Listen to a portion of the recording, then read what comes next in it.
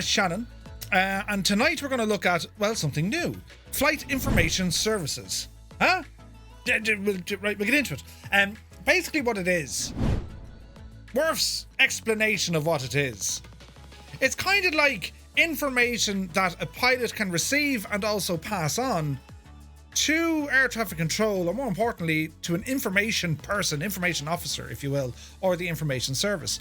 It's when usually we're outside of a normal controlled zone. We're not directly under any sort of ATC or VFR. We're flying around to our heart's content, and we're looking for some information, similar to that of flight following in the US. You guys would often hear flight following, and I think you probably heard it before when on FSX, request flight following.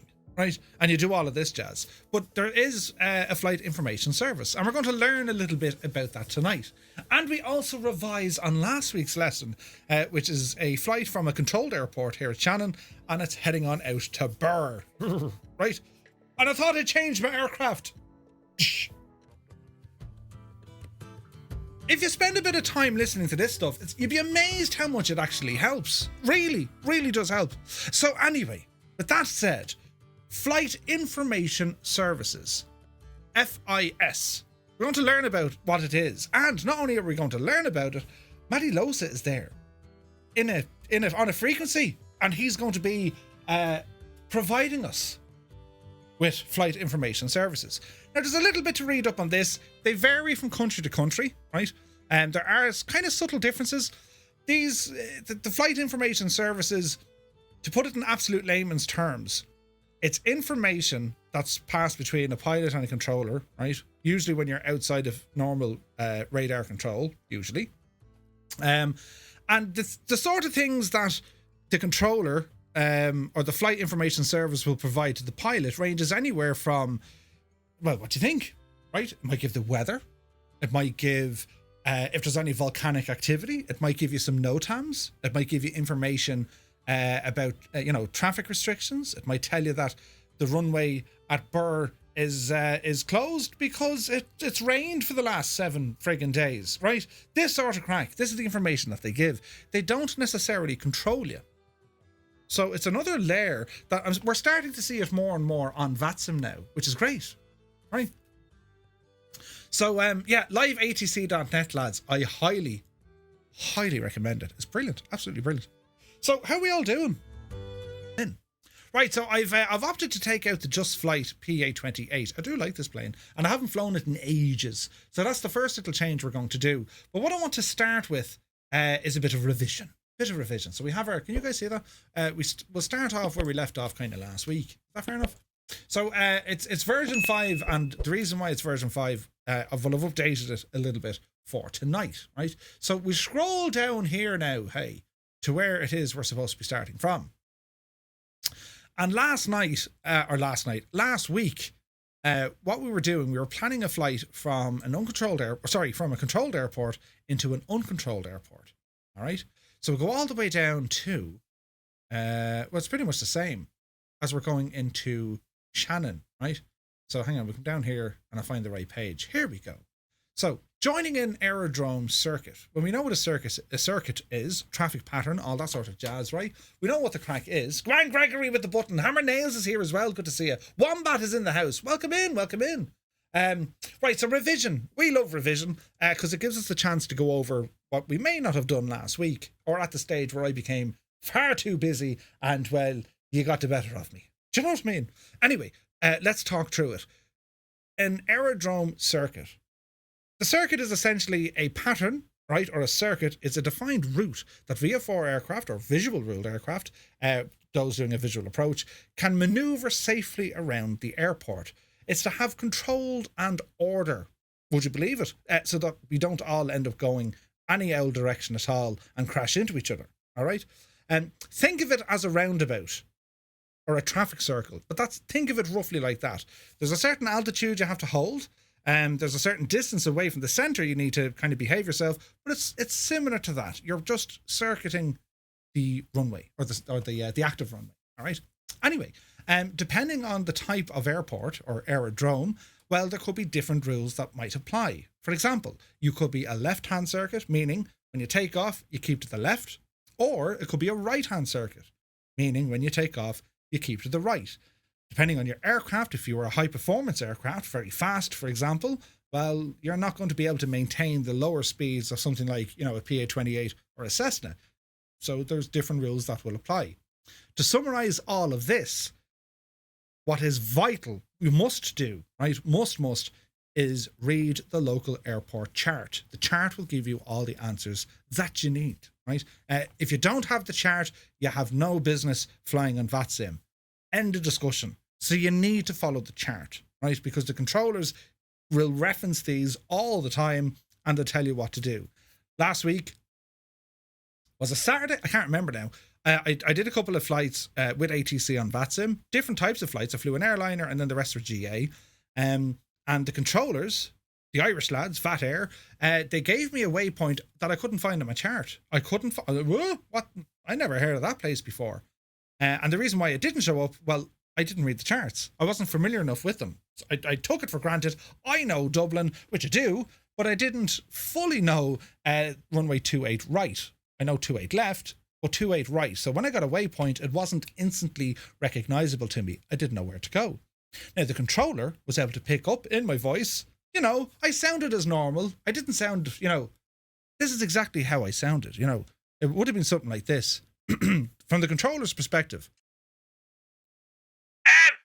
Dublin approach. Jesus, I don't know what I'm doing. Well, it didn't sound that bad, but you know what I mean? It could have, right? It could have. Anyway, I think it was Joshy. He vectored me in, as in he gave me a heading. Murph, turn this direction and fly this way. Very good. And that's what I did. Now, usually for VFR, you won't get vectors. Why? Because, well, you're visual flight rules, right? But anyway, lesson learned there and then. Learn the freaking charts, or get yourself comfortable with the charts, and better yet, keep the charts open beside you. There's no science to this. It's a map. You need it. They're going to reference what's on it. You need to know what they're pointing at so you can follow that instruction. That's all, right? And, no one gave out to me. I didn't get in trouble. I do stupid things all the time. When I was flying with Skep a week or two ago in Geneva, Skep gave me a very clear instruction. And, what I was supposed to do, I was supposed to turn right on Yankee and hold short Zulu. What did this agent do? I turned left on Yankee and held short of Yankee. Right? And she didn't give out, and she could have, but she didn't. So it's all grand, right? If people, they won't give out to you. Anyway, I made the balls of it. Yeah, I did. Ailerons, good to see you. Muttley, do something. Good to see you, man. So let's just tell you, things can happen, but don't worry about them too much. We're human, for God's sake. If anyone wants to be given out to you and saying, "Oh, you did it wrong, you're a disgrace. You should hang your head in shame," and it's grand, right? It's grand. Anyway, the circuit, right? So we figure out that we've done circuit flying. Circuit flying is also the absolute basic elementary piloting skilled thing you can do when starting out, not just on ATC, but flying in general. That's why it's done in the real world. After your discovery flight or your, all that kind of jazz. Hey, Zybok Doc is here. It's good to see you. Phoenix Black is here. Good to see you. We're all tuned in, but none of us were laughing at you. You were laughing with me. Shannon Tower, unfamiliar with the area. Can I have vectors to the runway? You could do that if you're stuck, Woggy, but on VATSim, yeah, maybe. They'll just say, look at your chart. You could get vectors if you want, but a lot of the time, you need to know where you're flying, right? Anyway, what was I saying? We'll circle back around to that now in a moment, right? Anyway, when we start off, circuit flying is great because it teaches you the basics, right? Takeoff, landing, approach, departure, all these things, taxiing, maintaining an altitude, maintaining speed, and maintaining a heading, right? The 7 Ps, Matty, 7 Ps, not 6 or 7 of them. Prior planning and preparation prevents poor performance. That's 7. Yeah, 7. Yeah. We double checked it. Anyway, it might sound boring because we have a flight simulator. We can fly anything from, general aviation all the way up to a 747. We can do all these wonderful things. We have military aircraft. We have helicopters. We've all this sort of stuff. So it might be kind of boring or trivial to be practicing circuits, but I highly recommend it. If this is the course that you guys want to follow in terms of if you want to go flying on VATSim or on any network for that case, brush up on your skills. the best way to do it is spend a little bit of time a week. 20 minutes is fine. Just doing circuits. You'll be amazed. Every single time you go flying and you try to do the thing, well, you'll pick it up and you'll figure out a better way of doing it. It's almost like muscle memory. All right. So we've learned how to fly in a circuit, right? And that was a couple of lessons ago. And now we're going to figure out, well, how do we, enter a circuit? How do we get back into the circuit in order to land? We could be very lucky at an airport and we could expect, a straight in approach. We can fly straight in onto the runway heading and land. Wouldn't that be wonderful? Or like what we did a couple of weeks ago when we flew up to Connemara, we did a downwind join at 45 degrees from the pattern, which is this picture just here. That was even nicer because we were flying pretty much straight in at an angle and then we're onto the downwind. What we did last week was a little bit different. We did what was called the overhead join. Now, the overhead join is probably the most common. It's an overhead join, also called the standard overhead join. And in our document, which is available on Discord, we do have a handful of options when it comes to joining a circuit. We can do a straight in, left or right base, crosswind, or the downwind. All right, okay, we're aware of them, right? Straight in, unless you're absolutely sure there's no other traffic and you know the airfield very well, that's when you do it. A straight in join usually would only happen when there's ATC online. Usually, right? Left and right base, again, it's rare, right? Unless you know the airport and, there's a controller or there isn't a controller online. Caution. Approach the airport slightly higher than the circuit altitude because, well, if you're coming in on a right base and the traffic pattern is a left pattern, well, okay, you'll see them. If you're coming in on the left, you mightn't see them. So it's visual flight rules. That's all looking out the window. The crosswind, again, that's usually done under ATC, and the downwind, usually under ATC. It's a less dangerous approach, though, so it can be done at a 45-degree angle. So, they're your options. The overhead join, this is the most standard we're going to be doing. It's the most frequent one you'll do on VATSim, especially at uncontrolled or smaller aerodromes when you're flying in general aviation, right? When it comes to the airliner stuff, when we're going to be doing IFR flights, and we're going to be doing them soon, we don't need to worry about these because we have published arrivals, stars, yeah? We have a departure, which is standard instrument departure, and then you have an arrival, standard terminal arrival, something, whatever they're called. We'll get into it more in a couple of weeks. But the idea being is you have a published route that you'd have to follow. That's why they give these different names. You're on the Blacka 1 departure or the, Jimmy 7 arrival, right? They're all routes that are already done. So the overhead join, and this is done just like the real world as well. These are very, very common. So this is what we now need to practice. The overhead join, even though it might look a little bit confusing, well, it's not really. And the reason, I'll show you. An overhead join basically means you're going to fly above the circuit altitude, which is usually 1,000 feet above the runway level. Usually, your chart will tell you, the airport will tell you what the circuit altitude is. When you fly in, you're going to go overhead, right? If it's a left-hand circuit, if the runway is a left-hand circuit, okay? And you can see from this picture here, it's in your manual, have a little look. If you're coming in and you're approaching it and it's a left-hand circuit, the rules are we descend on the dead side. Now, the dead side means the side that isn't active, right? The live side of the runway is going to be the left side because it's a left-hand circuit. If the runway if the circuit was a right hand, well, then we need to descend on the left-hand side or the dead side. Does that make sense? It basically means you do additional maneuvering outside of the circuit or away from the circuit so you don't pose risk to yourself or someone else. It makes total sense, yeah?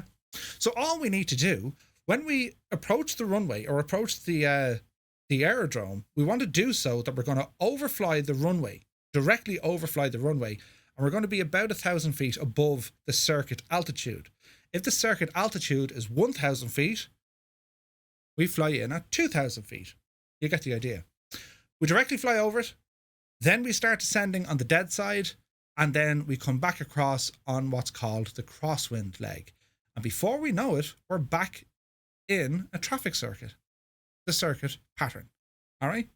So it sounds and looks mad It's really not. It's really not. It's relatively simple. So don't let all the arrows going. It's like spaghetti and it's all pointing different directions and who's in charge and the dog needs to be fed. And you know what I mean? It's grand, right? So we're going to practice this again, right? We'll practice this again tonight. And if you're stuck, there's a full explanation in our document on how to do all of these things.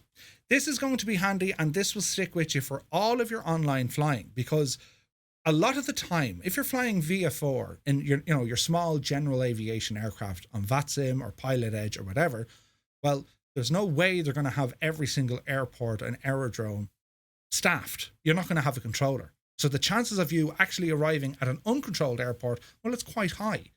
For the IFR stuff, it's a little bit different, but not always. For example, if you were flying a visual approach, you're an IFR flight, but you suddenly get there and say, hey, I can do a visual approach. I don't need instruments for this. I can see where, that's what I do most of the time. I prefer to hand fly a visual approach. You need to know the circuit. What are the rules? Where do we turn? What are they called? And then how do we join it? All right. Anyway, that's for later on in the day. So we continue. Some additional information relating to the circuit. When do you have to report your position, for example, right?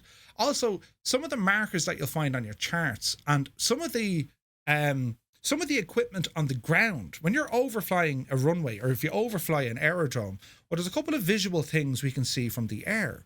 For example, if you were going to land at an uncontrolled airport, chances are you're not going to know the direction of the wind. Yes, you can look up a METAR. Yes, you can ask a FISO or Flight Information Services, which we're going to cover tonight.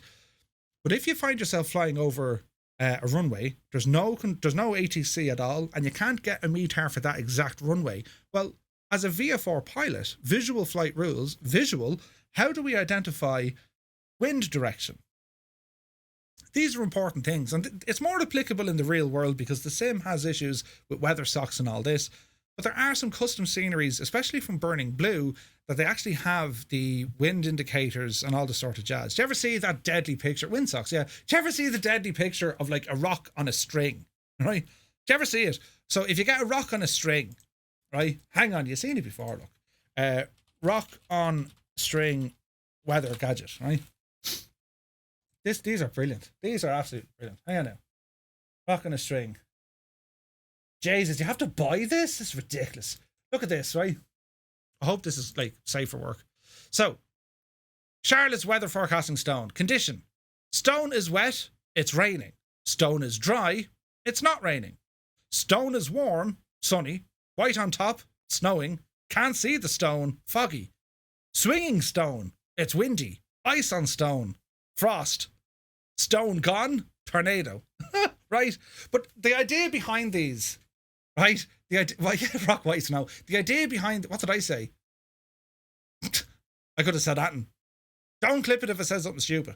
The point I'm trying to make here, when you're going to fly over an airfield, be it in the real world or in the sim, you need these visual aids to help you to get an idea of, well, what's happening. What's another way of knowing what direction or what runway is active? How might you tell what runway is active?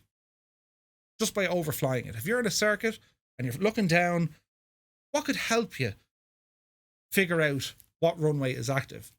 Perhaps you could use ATIS. Yes, hammer nails, you could use ATIS, yeah. Is there something else you could look at? Is there another way? A windsock, yes.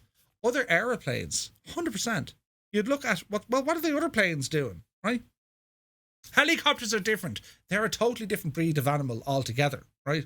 Because they don't have the same rules for us because, well, they're faster moving. The grass, yes. What else? Tumbleweeds, maybe. Yes. Smoke. Photos by Kev. Smoke. It's always a great indicator. We can see smoke from the air, usually very, very easily. Smoke is easy to see. Now, it's not going to be a huge help in the summertime unless there's like fires, right? But the wintertime, smoke coming from chimneys, that's a huge help. I've done that in my local airfield. You'd be flying in and you'd be looking, you can't see the weather sock, you're too far from it. But as you're coming in over the town and the village, you can see the direction of the smoke. To me, that gives me a great inclination. The wind is doing this. And then you can kind of just, it's like getting the clutch right in the car. You know what you're going to do. You're planning it ahead in your head. You know what I mean? Throw a flare out the window. If you had to, you could, yeah. I don't recommend it though. The clouds is another one. Yes, the clouds, Mickey Ozzy, 100%. Rock moving, yes, or if the rock is moving, it's windy, yeah. But you get the idea, right?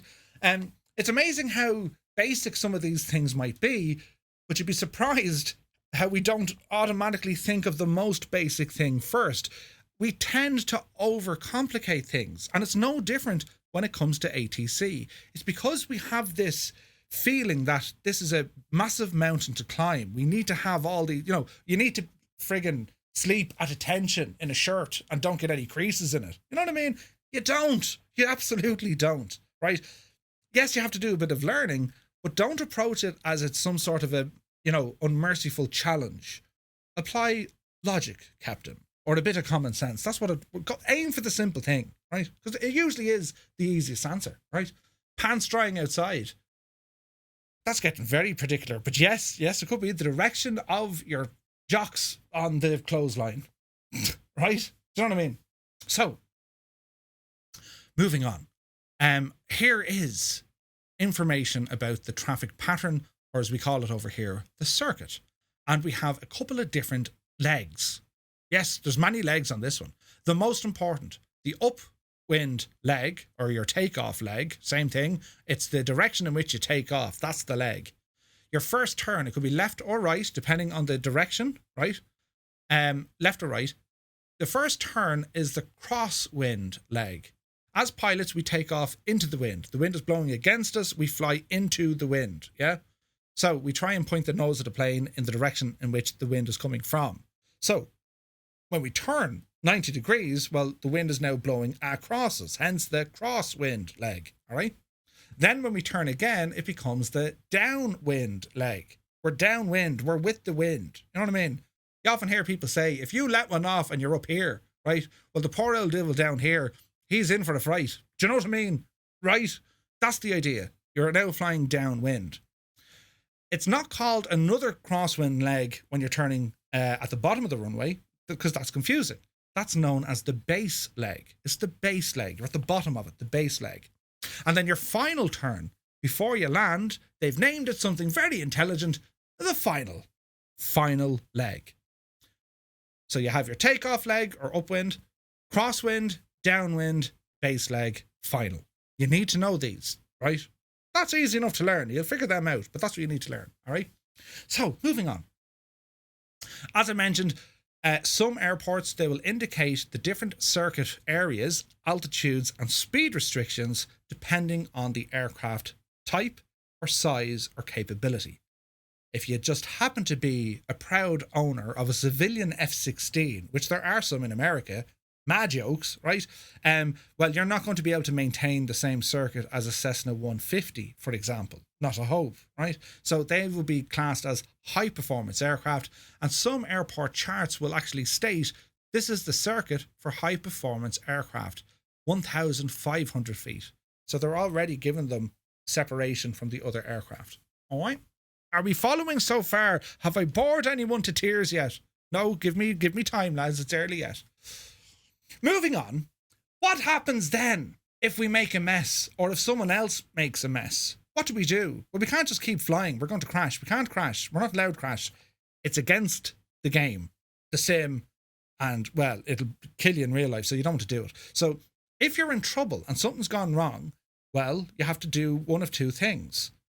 You report missed approach when you're very high up, usually in IFR conditions, or you go around. There was some song, you can always go around. The idea is, this is very hard for us to get used to in our heads because, well, as sim pilots, especially when you start out, and especially coming from a general aviation kind of entry point into the sims, right? We all love and adore flying general aviation. Yes, the airliners are very, very different, but we're taking our rebelness, if you like, from the general aviation into the airliners. If we see or if we feel we're not 100% stable, what do we do as general aviation pilots? Feck it, we'll be grand. Stay going, sure. Nothing to worry about here. I'll fix it.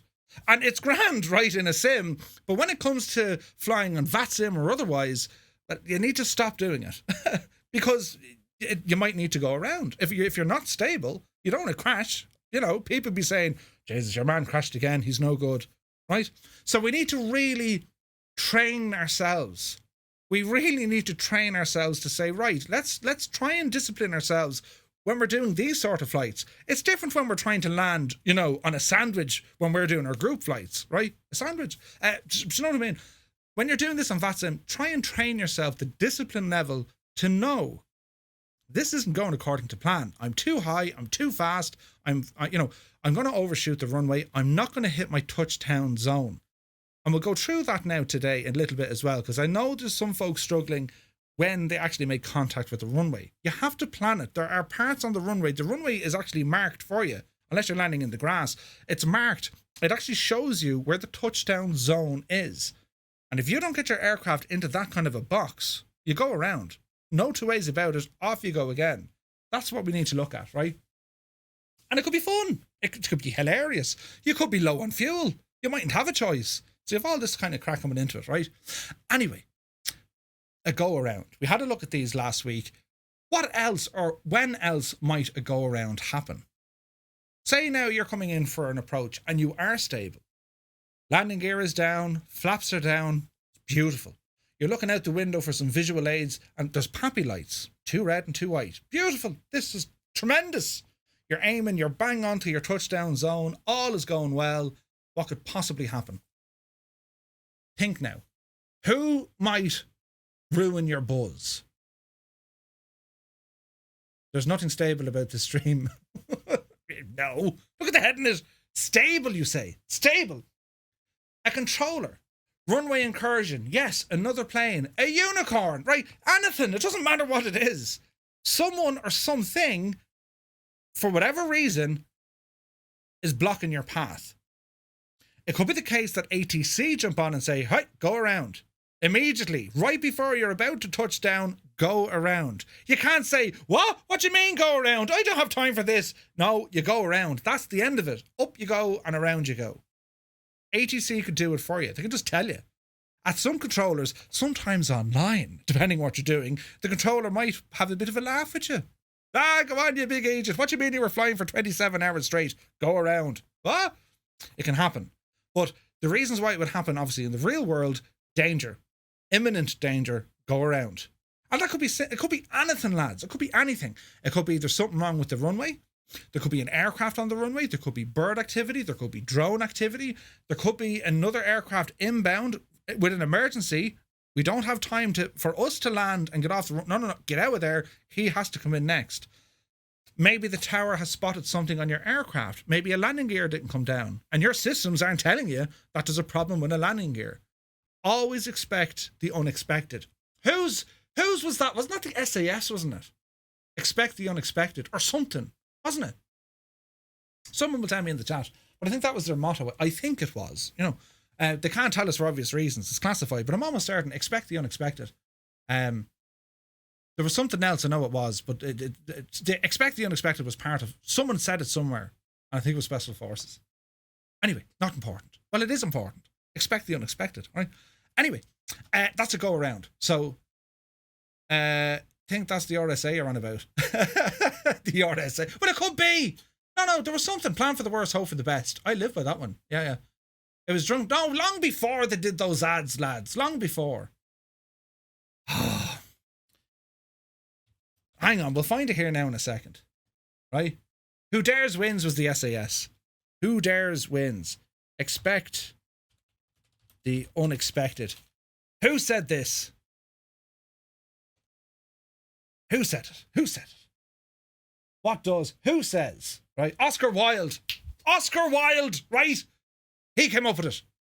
He also said, I can resist everything but temptation. Brilliant. He's a bit like myself now. Have you anything to declare, Murphy? My genius, right? Who dares Rodney? He dares my son.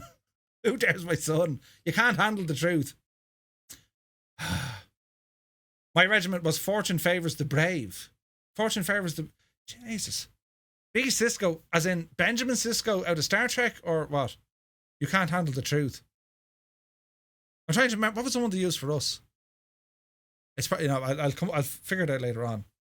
Anyway, moving on. Go arounds. Plan for them. Just plan for them. All right. And even you could call it yourself. You could spot something that, ATC hasn't. Hey, I got to go around, right? Or last minute, there's a problem, you have to go around. So don't be afraid to do it. If you're on approach, the tower is expecting you to land. Try and challenge yourself to that level of discipline to say, no, this is not perfect. Tower, Echo India, Tango Mike, going around. Or you just say Echo India, Tango, or whatever your call sign is, going around. That's it. Away you go. But what do you do when you go around? Well, this is where there was a bit of head scratching, right? So we have controlled airports or uncontrolled airports. Because we're VFR, we're visual flight rules, we automatically, and we're in small general aviation aircraft, will automatically plan to enter the circuit. We go back into that traffic circuit, unless ATC have told us otherwise, but they shouldn't give us a vector unless there's danger. Fair enough? If you are IFR, okay, if you're under instrument flight rules, well, the chart is going to have a published missed approach. It's going to have it there. You often hear it. Missed approach. What do we do? This is what you do. Fly runway heading, climb to 4,000 feet, and go up and pick up Julia. Huh? Do you know what I mean? They'll actually class all of these things for you. All right? Anyway, the last bit then we looked at, the right of way. Who has the right of way? Well, aircraft taking off and landing have the right of way over all other aircraft. It makes total sense. So an aircraft that's taking off, well, he's more important. He's actually taking off. He has the right of way over an aircraft in the pattern. He just has, right? An aircraft landing, right? He has right of way over the aircraft holding short, wanting to line up. It makes sense, yeah? Aircraft landing have right of way of other aircraft taking on. Aircraft established in the circuit have the right of way over aircraft joining the circuit. So if you're in the circuit and you're flying along, and a BMW pilot comes along, right? Well, you have the right of way. They don't. They have to move out of your way. Now, what do you do? What if all goes wrong? What's the rule? Can we remember this? I covered this a while ago. Two aircraft are heading towards each other. It could be in the air or it could be on the ground. What do you do? Apart from, various expletives and everything else. What was the rule? Can anyone remember the rule? What do you do? What's your instant reaction? Can anyone remember?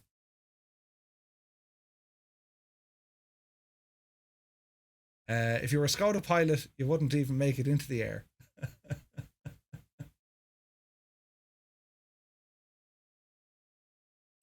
Now, can you remember? Is it to the left or is it to the right?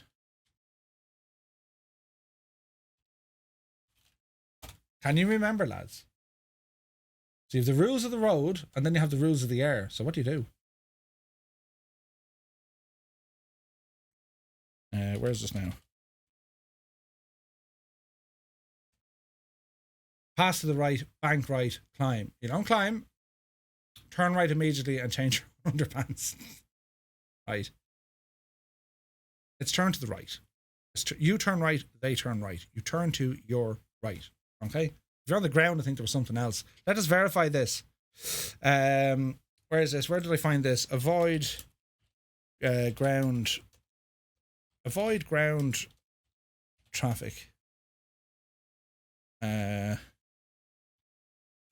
Taxiway. Let's have a look. What's the FAA tell us? Ground traffic management. Hey, Dr. Cici, it's good to see you. 26 messages were deleted by a You see what happens later on? You come in here and you give out to the bot and the bot gives you the biggest kick in the arse you've ever seen. The bot got you. Don't worry, the wounds will wipe off. It's not too bad. It's turn left to luxury, yeah. I just want to get clarification on this. The basic rules are, lads, yeah? It should be right. My understanding was it's turn right. Didn't we get this wrong the last time? Both aircraft turn to their right. The bot got you, man. Dr. Cici, it's great to see you. So it's not... Hello there. It's not a case of you turn left and they turn right. You both turn right. To your right. That's it. All right? Avoiding other aircraft. Anyway, the good aviation practice considerations of avoiding overtaking or cutting in and the application of the right of way rules while taxiing. Give people plenty of space. That's what that is, right? If it's a BMW driver, you just stop and let him honk. Right, so our VFR lesson that we did last week. And when we do VFR flights, and if you use this template, you can use this yourselves on VATSim. There's no reason why you can't. The very same 4-part setup, right, is applicable to every single VFR flight you will do on VATSim, right? It'll actually cover most of your IFR stuff as well. But part 1, you got to plan your flight. Part 2, you have to file a flight plan. Part 3, you got to fly it. And part 4, review. The review is only for yourself because, well, you want to know how you did, right? And you know, it'll help you plan for the next one, and so on and so on. All right. Hello there. Hello there. Who is this? Thank you, Norbert. We got a couple of follows there. Who is this? Aviation Keen. Thank you very much indeed as well. And if I've missed anyone, well, thank you very, very much. You're very welcome aboard. Happy Monday. We're learning. It's like being at school again.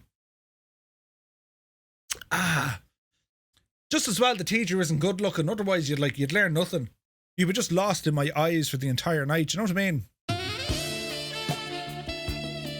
Do you know what, right? Anyway, you missed me. Kanzui, there you are. He's over there, look. It's good to see you, man. It's good to see you. Right, okay, moving on. So we got to plan our flight. What does that entail? How does one plan a flight? Well, it's very easy, you see. I'm sending the bottle virus. Jeez. We plan a flight by looking at charts and maps. Where are we going to? Where is it? Well, you find it on a map. Okay. So we got to plan it. So we plan our flights from Shannon to Burr. That's what we're doing today. We need to check out for any restrictions with regards to airspace, altitudes, danger areas, points of interest, visual reference points, other airports. We also need to work out roughly how long the flight will take.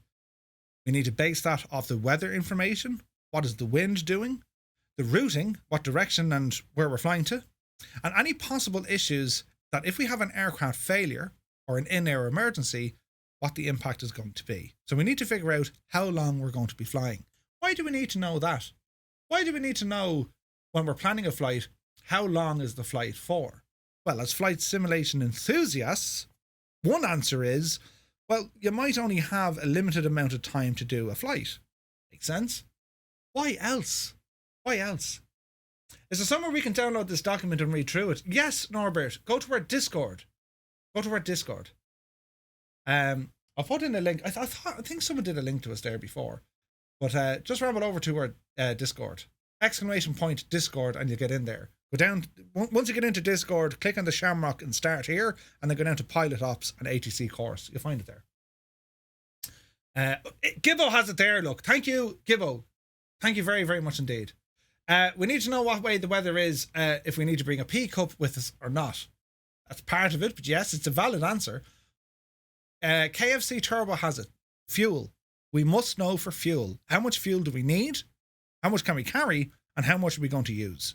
That's it. Fuel. All right? May only have one bog roll. Jesus. Well, that as well, yeah. Typical lads, yeah. We need to know how long we're flying for in case we need the jacks. I'd always deploy the bladder buddy. It doubles up as a warm pillow as well, right? Ryanair used to sell them, or they were thinking to sell them. Anyway, so we need to work out roughly how long the flight will take. Okay? So once we've planned it, we figured out where we're going, making sure we're not going to interfere with anyone else's airspace, and if we are, well, what happens if they say no? What if ATC says, you're not allowed into this Class Charlie airspace? Not a hope. I'm too busy.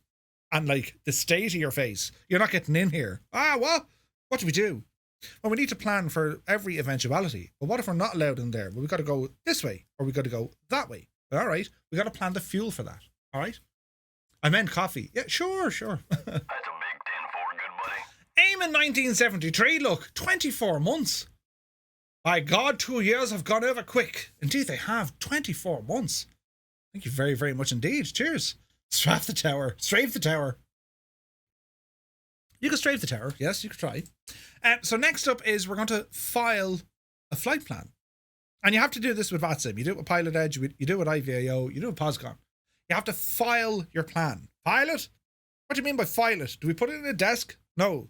We submit it and upload it onto the VATSim network or the other network you're going to fly on. Why do you need to file a flight plan? Why is that important? Anyone give us an answer there. I'm not too busy for the state of this. What up, Murph and Fireflies? Joey Bolo is in the house.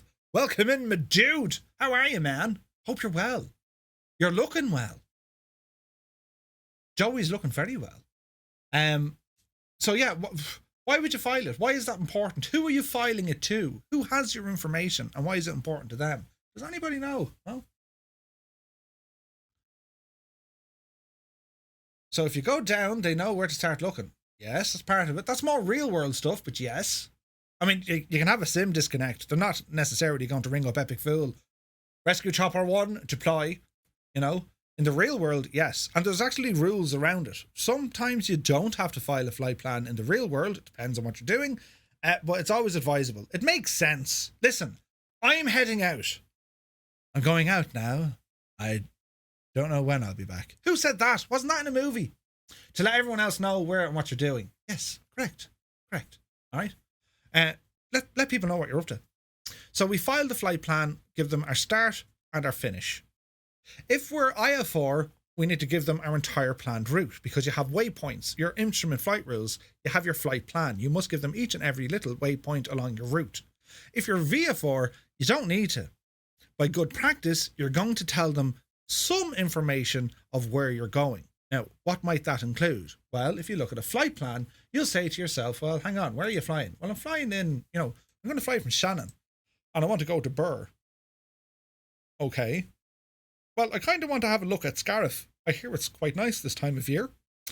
After Scariff, I want to have a gawk at Mount Shannon, right? Because Mrs. O'Leary has a boat and she has nice gardening on the boat. And then after all of that, well, I want to overfly Portumna, or certainly look in because there's a castle in Portumna, right? And then I want to head to Burr. Now, as your flight planning, we've all these options to do what it is we want.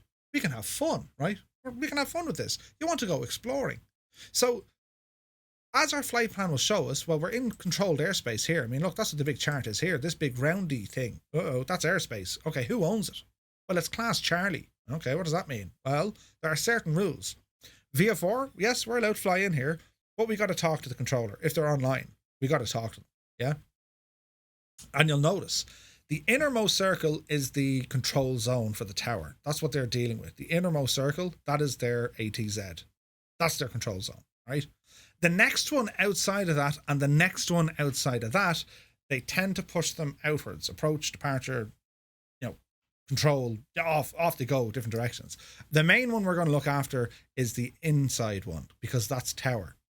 Once we start flying, tower is going to either hand us over to a control zone, as in, Shannon control, or they're going to tell us if he's busy and there's no one else controlling, there's a good chance they'll tell us to monitor Unicom or go to the next frequency.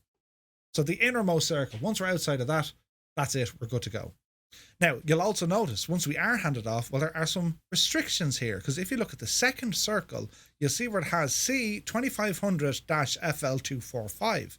That means this airspace is active between 2,500 feet and 24,500 feet.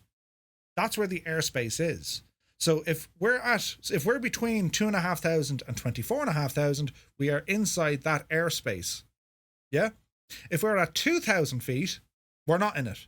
If we're at 27,000 feet, we're not in it. Now, you're not going to get a Cessna up to 27,000 feet.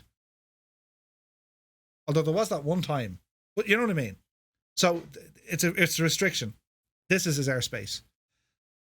When it goes out a little bit further, you see, well, hang on, now it's 3,500 feet to 24.5. So that means I can now climb to 3,000 feet and still be under the airspace. I'm not in that airspace. So when they say stay out of my airspace, you're not in it.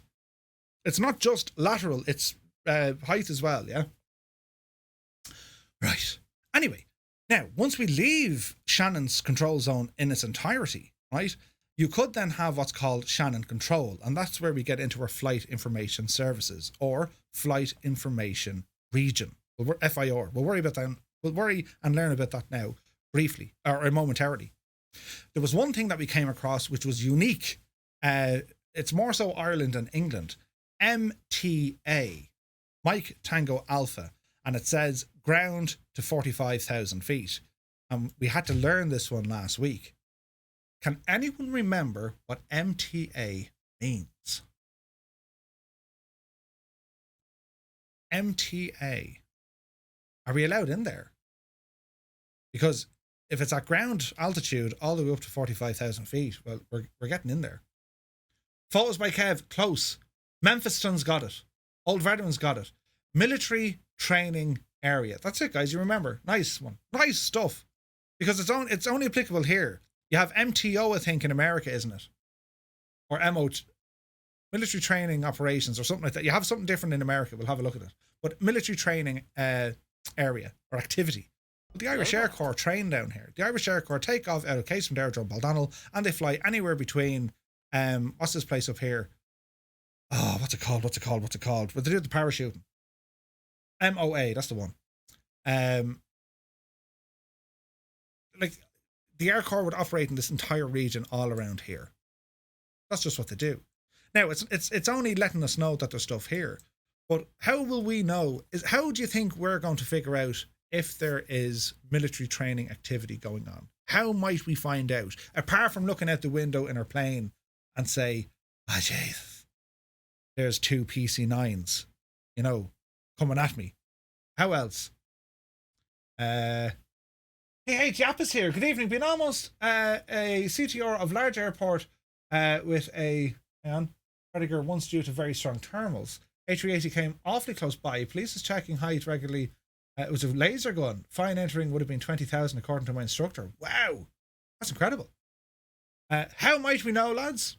You could get blown up, yes indeed. Clonbelogue. Come on, Si Murray. Clonbelogue is where they do the parachuting.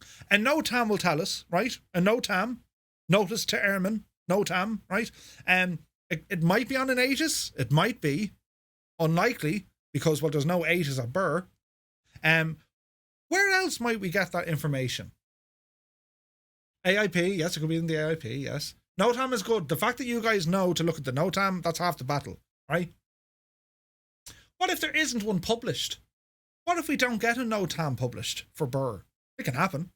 It can absolutely happen. FIS. FIS. Flight Information Service. Now you're on it. Now, the question is, why, Murph, are we talking about Shannon? Why is it called Shannon? As in this Flight Information Service or the Flight Information Region. Why is it Shannon? Here's one. The entire world is broken down into FIR segments or areas. I don't want to say segment, that would be confusing. They're broken down into little areas. Shannon controls the island of Ireland and about 250 nautical miles out to the west. In the real world, and it's done on VATSim as well. Shannon control, yeah? Sometimes Shannon information, but usually Shannon control, right? Flight Information Region, correct. You have London control, right? And then when you zoom out, see the way you have all these zones here, yeah? These are all the zones or the regions. That's what they are. So when you enter these areas or these regions, well, that's who you're talking to. Yeah? You often hear it said, contact Shannon Control, contact Scottish Control, contact London Control, contact, I think it's Paris Control, and so on. So you'll get all these control frequencies if you look at it. You can zoom in and have a look, right? But for us here in Shannon, that's where we're going to get it. If you go to the United States, for example, well, they do have them. They're a little bit different, but they do have them. Yeah? It's the very same. The entire world is broken down into all of these regions. That's what they are. Flight Information Region. And inside that, you would have the Flight Information Service. Gander Oceanic. There you go. Flight Information Region is FIR, correct? Correct. Now, there used to be, what was the other one? Flight Service Station. That was another one, not to be confused with, an FSS. But don't worry about them for the moment. FIR. You'll often hear controllers refer to the FIR, the region. Yeah? So when we fly in Ireland, in the Republic of Ireland, we fly under the Shannon FIR. If we were to fly in Northern Ireland, right, and on up to Northern England and Scotland, well, that's Scottish FIR. That's the Scottish FIR. Then if you fly from kind of Newcastle south, England and Wales, that's London. Does that make sense now? Is flight following a thing? This pretty much is flight following to an extent. We're going to learn about it now in a second. They're the same thing. So, because we've now left this immediate area of Shannon, we're still within the Shannon FIR because we're in Ireland. And if you want to know, well, where's the FIR from? Well, it starts at 7,500 feet and it goes up to 24,500 feet. Okay. So what if we're not flying in there? Well, if you're not flying in there, that means you're not going to be under any sort of radar control. However, you can still get some flight information. And that's what we're going to do this evening. You see, Brest is for French Northwest. Yes. So once we leave Shannon's airspace, as in Shannon Airport, and we're going to be flying towards Birr, we could avail of FIS, Flight Information Services. All right. Are we following so far?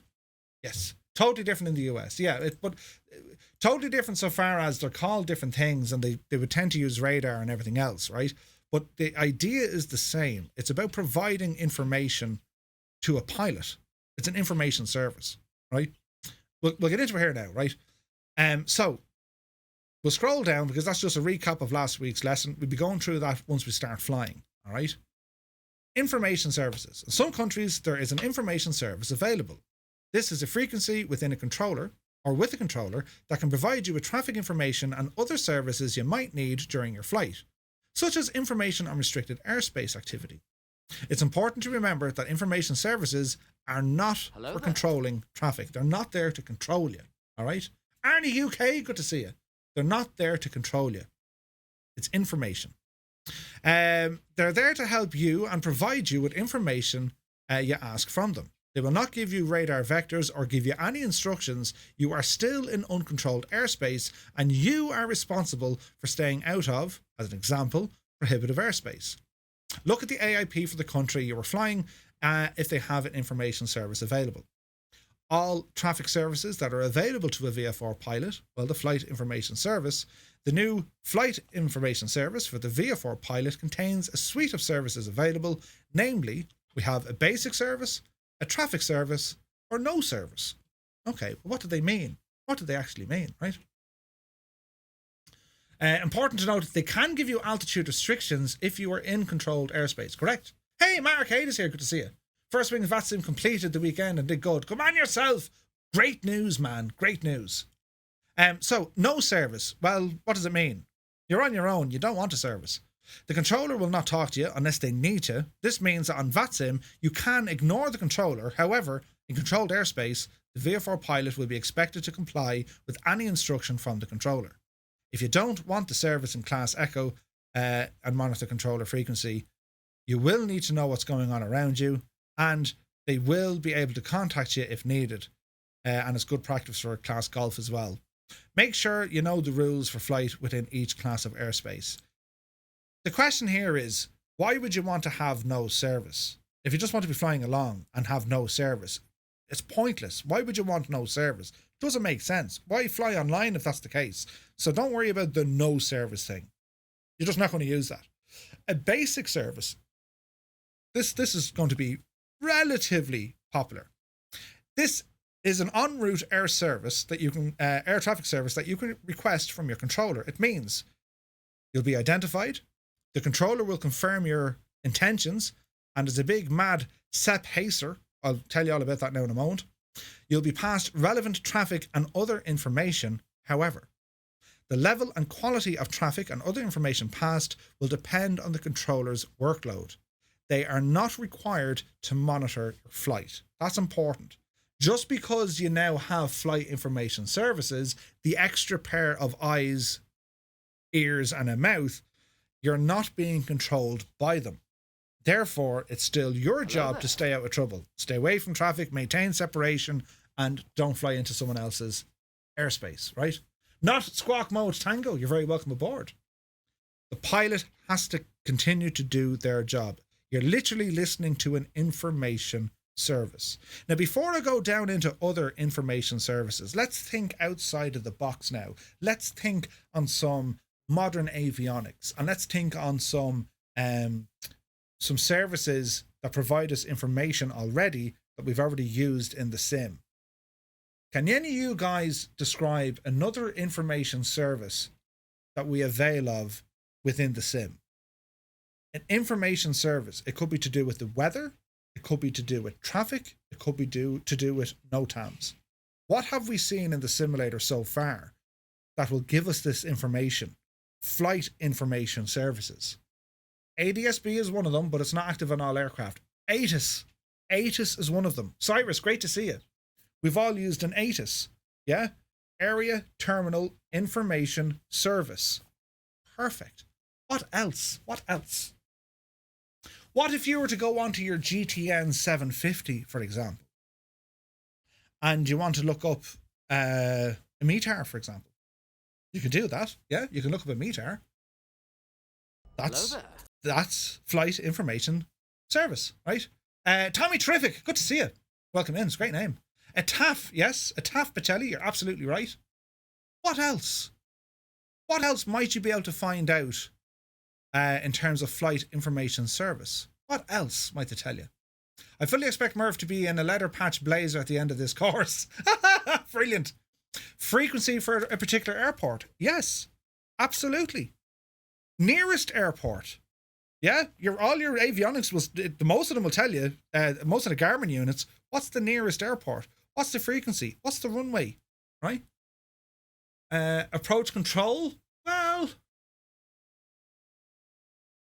it's more of information services. Information that you're going to need whilst flying. It's the same thing. You're kind of getting the idea of this, yeah? Whether they serve Guinness or not, the most important question of them all. It's information that you're able to extract from the sim or from, real world flying. Here's one for you. We don't have it. Well, we don't have it in Ireland. I don't know what way England is now, and I don't know what it is in Europe, but you often see it. Do you ever see the Connext system or NexRad? You ever hear of NexRad? It's basically weather information that's being passed through ADSB systems. We can see it on the aircraft. NexRad. That's Flight Information Services, right? Some aircraft are equipped with storm scopes. They have a sensor that'll actually pick up the storm scope live, or they're actually able to be fed the information. That's the same thing. Flight Information Services. Yeah, Divert Airport could be 100%. You get the idea. Like, there's no enigma here. There's no major thinking into this. It's information that's going to be applicable to help you, or information you can pass on to the controller to say, hey, it feels turbulent over, the Bog of Allen here, right? Or I've noticed an aircraft broken down on a runway, right? Or I've overflown Bantry runway and there's a crater in the middle of the runway. That information goes back, they take it on board, then they can advise other pilots. If you're flying in Burr, which happens quite a lot, anyone who has Jeppesen scenery for Burr, right? What is one very important thing that we as pilots could report back to the Flight Information Service? If you have, it's not the horses, right? As we're flying along, we're going to see something if we have Jeppesen scenery. We could and should report that back, unless, of course, the Flight Information Service tells us in advance. What is it? The balloon. Murph has Stew wallpaper. Get out of that garden. No, Guinness. No, it's the hot air balloon. There's a hot air balloon. In the real world, this is where your Flight Information Services are golden, because they'll advise you. Be advised. And they actually call it this balloon activity. They actually say balloon activity. Isn't it class? So they'll actually say, hey, there is balloon activity down this neck of the woods. Jesus, will you go handy, right? The last thing you want to do now is crash into it. Birds, yes. Bird activity is another one. Yes. There's a hot air balloon when it needs its face in it. But that's it. You know what I mean? Doesn't NexRad have time delay? Yes, it does. 20 minutes in some places. 21 great. Yes. RC aircraft. Drone activity. You're getting the idea, lads. This is what it is. Flight Information Service. They're not controlling you. So one might say, how do we talk to these lads? For a basic service, this is during the en route air service, and we're not being controlled. What if we ask for a traffic service or radar service? Yeah, this is a traffic service is surveillance. The controller will provide basic service plus radar-derived information to assist in keeping you clear of other traffic. Plus, they'll give you other information like weather, radio nav malfunction, etc. Your aircraft will be identified and your flight will be monitored. Headings will be issued by sequencing and routing, not deconfliction. We'll figure that one out in a while. If you decide to change levels, we need to notify the controller. They may approve or provide a different level if they have other traffic. You will be expected to comply with all controller instructions, or if you can't, you need to advise why not. So, for example, if I'm looking for a traffic service, not a basic service, this is a traffic service, right? Who is this? Vibe Master General is raiding. Welcome aboard. Thank you very, very much indeed. Welcome in, lads. We're learning about stuff and things for ATC. And, well, don't worry if you get a bit lost. I'm lost all the time. We do have a handy docket, you see. It's a document over on our Discord, and you can pick it up for free. So do be sure and have a look. Hope you guys had a fantastic stream. You're very, very kind for raiding us and bringing your community in. I'm a C3 in VATSim UK. If you have questions, look at that for timing. Brilliant! You've come to the right place. There will be questions. C3 control. Nice. You're very welcome in, Vibe Master. Thank you very much, dude, for the raid. So we're just talking about a traffic service or a radar service. You'll hear both. Basically, if we're flying and we request a traffic service and we're flying towards Burr, they could then give us a heading to say, you know, Echo India Tango Tango Mike, turn left heading 090 degrees. Okay. And you repeat it back. Left heading 090 degrees, Echo India Tango Tango Mike. They're going to vector you or give you bearings.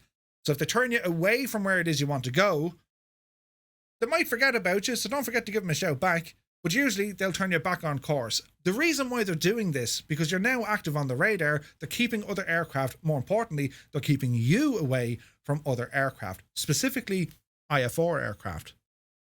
So you're both approaching a waypoint. You just happen to be flying there because, you know, there's a monument or something, yeah? But another, Clonmel is a prime example. The Clonmel VOR in Ireland, it's also a waypoint for the high altitude and low altitude airways. And Clonmel just happens to be a nice place to fly over. It's beautiful. And you get to look down on the Bulmers factory, all the cider lads. It's incredible, right? I tend to control London North, but I can control any non-military position in the UK and Northern Ireland. Nice. Brilliant. That's brilliant. Roll up the sleeves, Vibe. We're going to have loads of work for you. So when it comes to these areas, they're going to keep you away because, well, there's every chance there's IFR traffic moving in there. All right, makes sense. Anyway. We're in a little PA-28 and suddenly we have a controller who may not be familiar with us or they may not know our aircraft, right? He could say, Echo India Tango Tango Mike, climb flight level 180.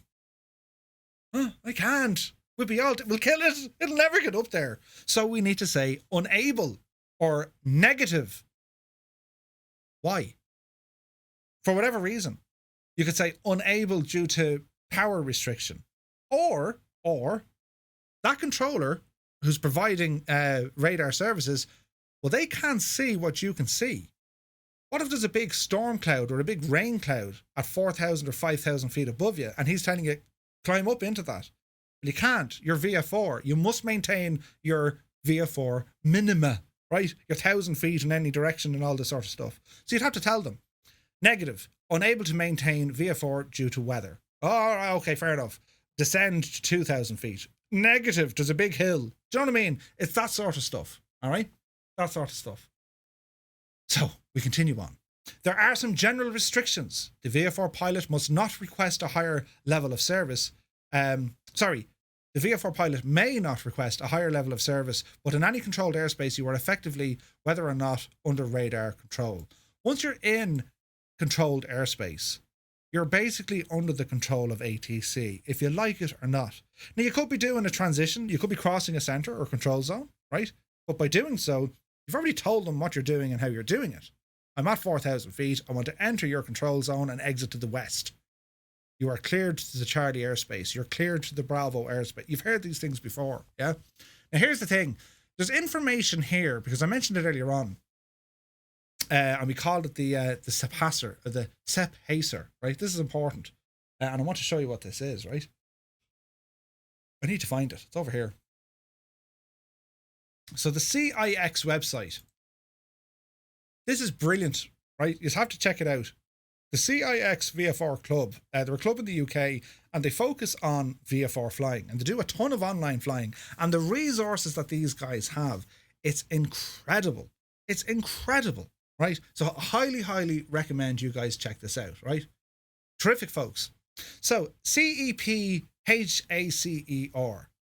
SEP HACER, that's what I call it. Anyway, basically what it is, it breaks down what it means. C is for call sign and aircraft type. Okay. E is for your route. P is for your position. H, heading. A, altitude. C, conditions, VFR, IFR. E is your estimate, as in your estimated time to or from. R is your request.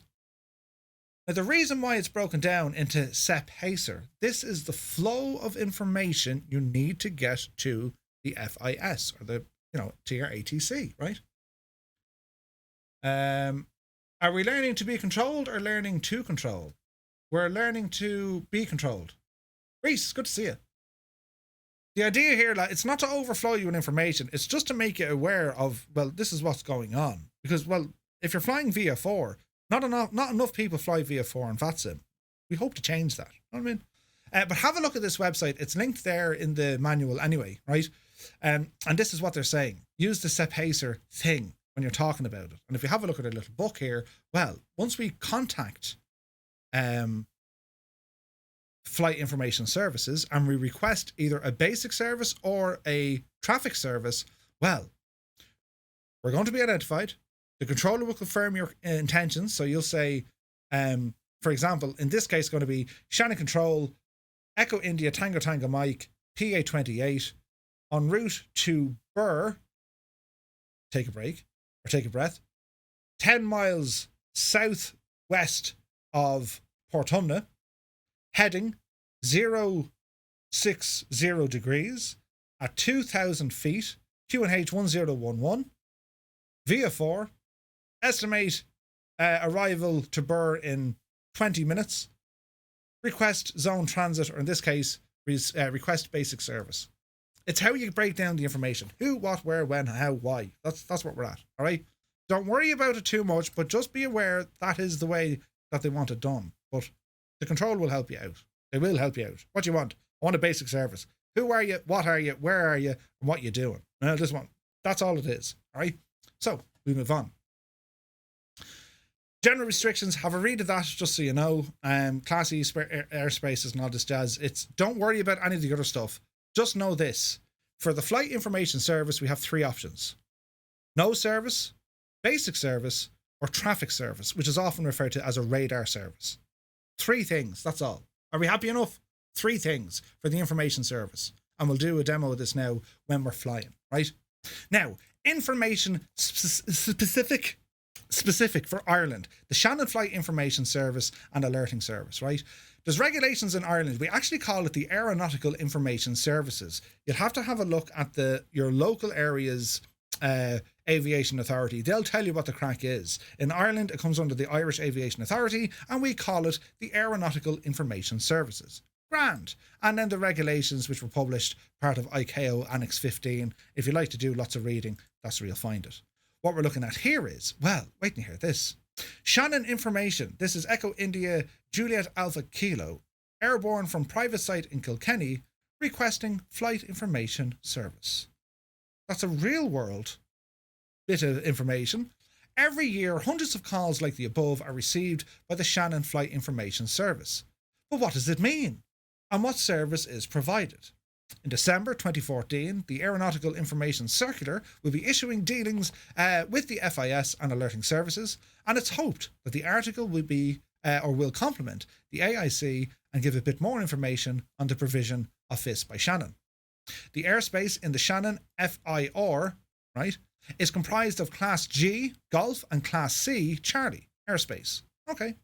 In Class Charlie airspace, an air traffic control service is provided to instrument flight rules and visual flight rules aircraft. However, In Class G, or Golf, Shannon only provides a FIS and alerting service. So when you leave the Shannon Airport zone, you're now into Class Golf or Class G airspace. This is where FIS kicks in. All right? So, when flying in Shannon Class G, you may hear control instructions being issued to other aircraft. This is because a lot of the time, Shannon FIS is being provided by controllers who are also providing control services to traffic in the Class C airspace. That's inside Shannon itself. We call this control sector Shannon Low Level. It's important to remember that while low-level control and FIS are under radar for service provision, in Class G is neither a control service nor a radar advisory service. While we do give out squawks to traffic, it's only to help us provide the service. Sometimes we can see you, sometimes we can't. They're talking about the Class Golf when you've left Shannon, yeah? At all times, it is your responsibility to remain clear of controlled airspace unless you have a clearance to enter from the appropriate ATC control centre and also comply with the rules of the air. This is real-world information. It differs only slightly in the sim. Shannon Low Levels area of responsibility consists of the flight information region, airspace from the surface to flight level 245, and it excludes the following areas: Dublin airspace and anything under the Dublin control zone, the regional control zone, the city of Derry, Shannon and Cork approach towers area of responsibility. Okay. So how do we get FIS from Shannon? Essentially, FIS is available to anyone, whether you have filed a flight plan or not. If you are flying without a flight plan, you can still contact FIS. We don't need to worry about that. In VATSim, we file a flight plan, that's the end of it, right? If I can get FIS without filing a flight plan, don't worry about that.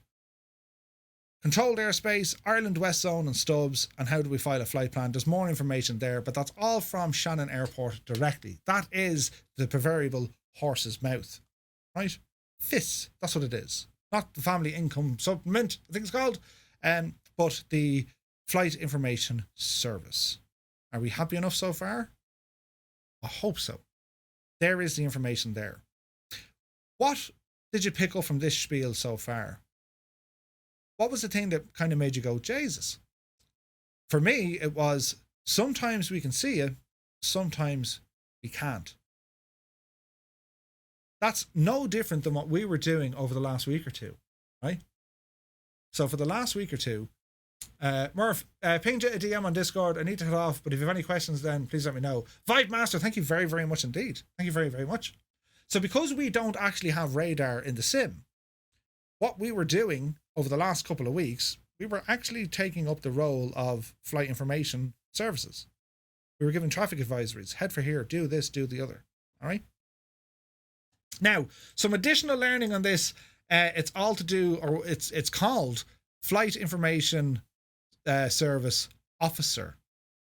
I've never come across one in Ireland. I know they exist in England, and on VATSim they also exist as well. So on VATSim, when you're using vPilot, sometimes you feel like a nut, sometimes you don't. Be careful. On some of the airports, on the frequencies when it shows up, right? Let's say, for example, it'll come up Echo India November space I. If you see an I, it means it's an information area or information service, meaning that they have a flight information service officer.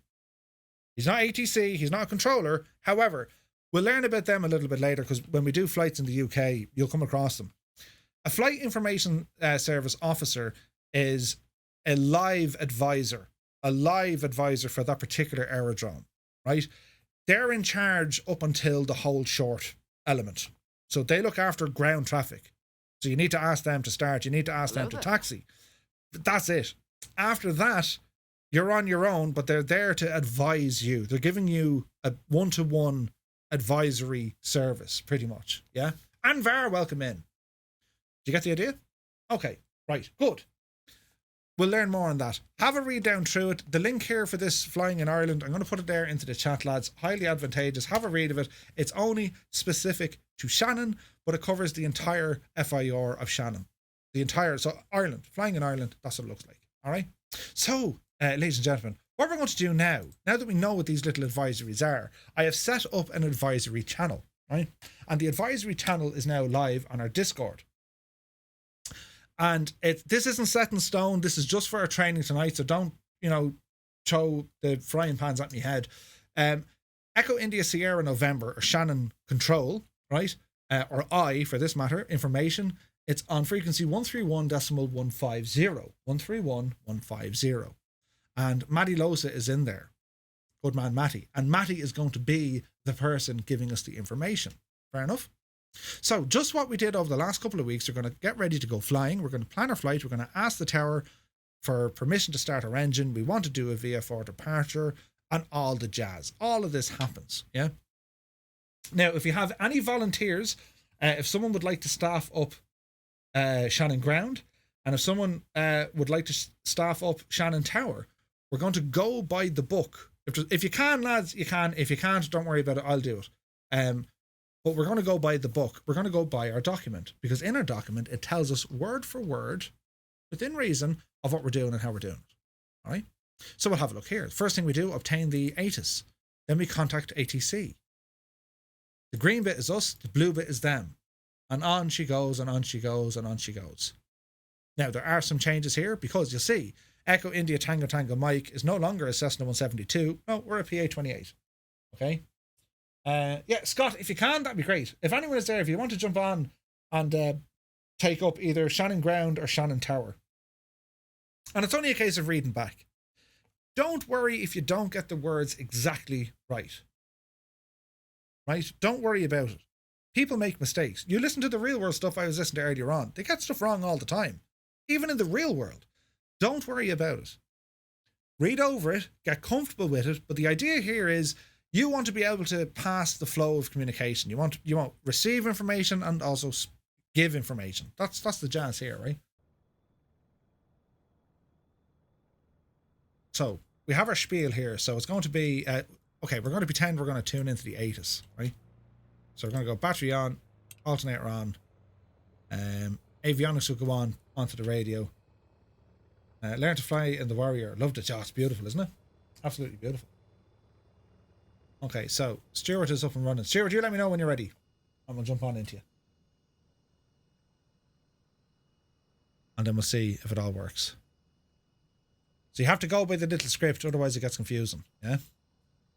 Hello there. Or at least we'll try. Hello there. Who is this? Unsaint Warrior, you're very welcome in. Does the mismatch in scenery affect your Q&H? It can do ever so slightly, but you're only talking 10 feet. It's not really a thing, you know? Okay. Shannon Ground, Echo India, Tango Tango Mike. Echo India, Tango Tango Mike, Shannon Grounds. Echo India, Tango Tango Mike, PA-28, General Aviation Parking. Information Bravo, request VFR departure to Burr via Portumna and engine start.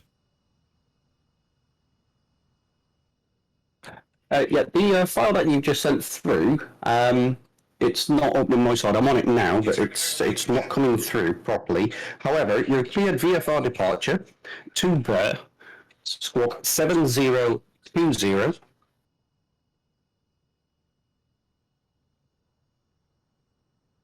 Approved VFR to Burr via Portumna and engine start, clock 7020 for Echo India Tango Tango Mike. Readback is correct. And alert, well, call back when ready for taxi, Shannon Ground. We'll call for taxi. Echo India Tango Tango Mike. Okay.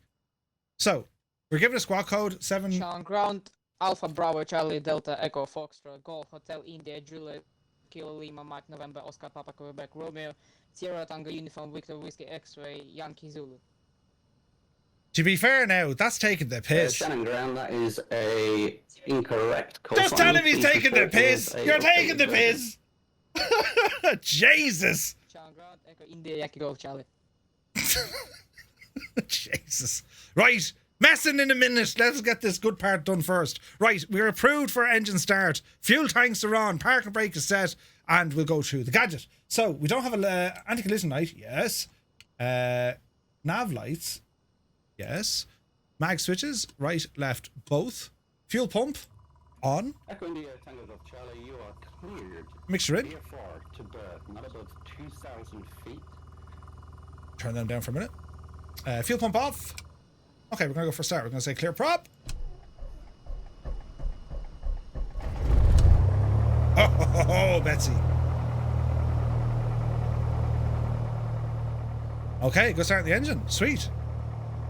So we're going to go over here and alternators on. We're going to turn on their avionics.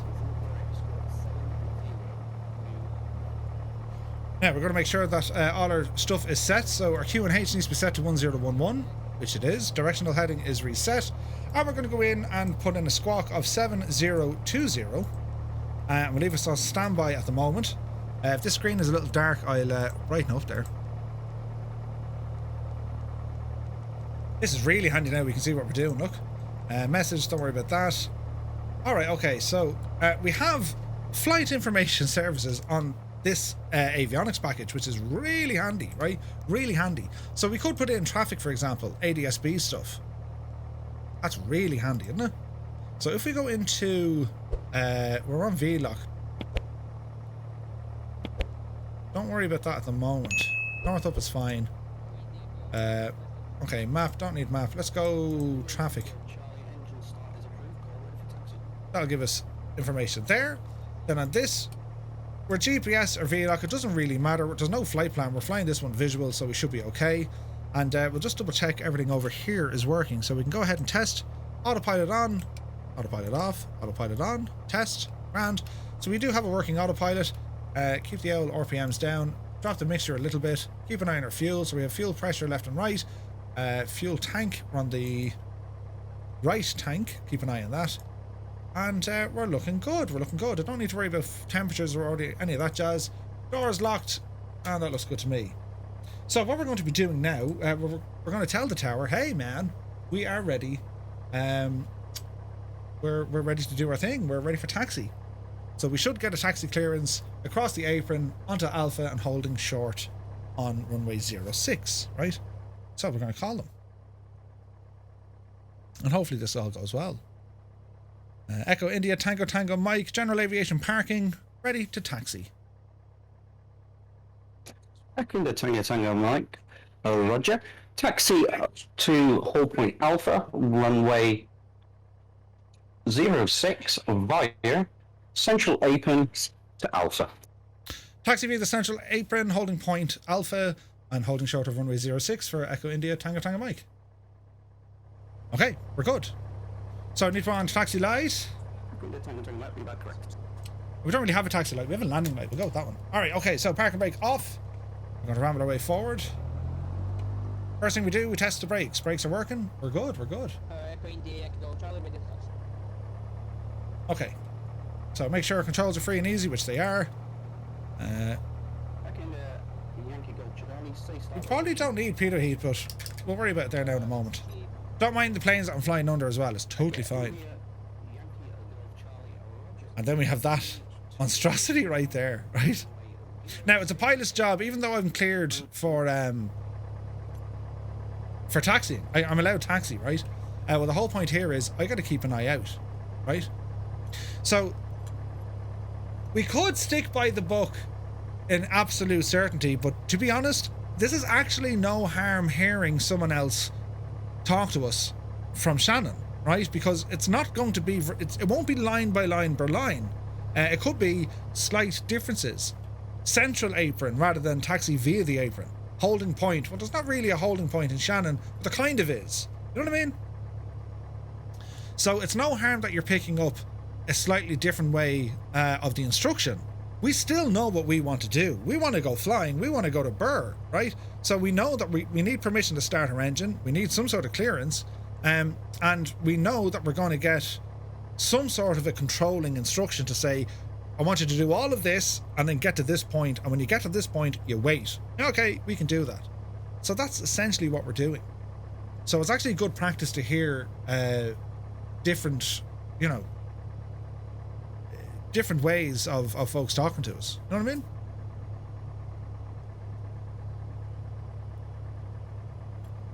So we're about to enter Alpha here now. There's two holding points on this. I'm going to hold I'm going to use the holding point short of 06 because there is a small hold point here, but that's usually for aircraft coming onto the apron, not going back out again, you know?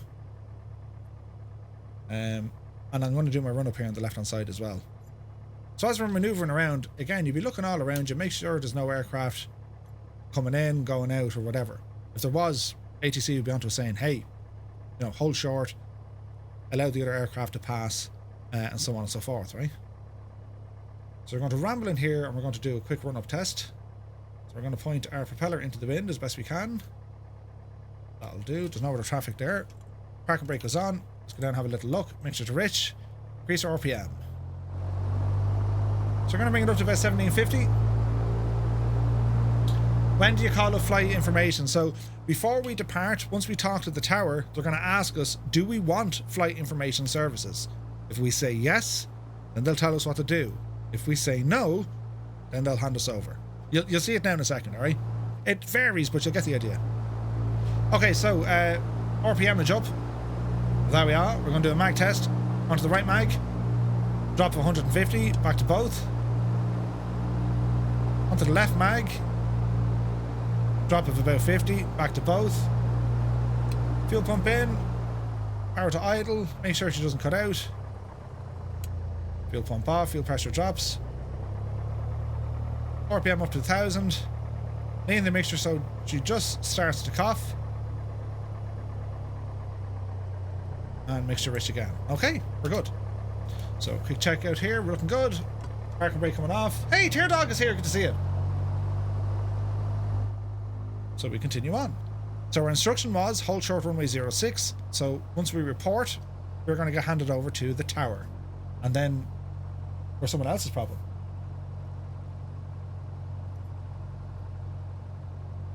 Okay, so far so good. Couple of tips here. I'd always put my heading indicator to the runway heading. It just means, like, if you're not 100% comfortable knowing what 90 degrees is, go north, south, east, or west. So wherever your heading indicator goes, the little orange fella, that becomes north in your head. Yeah?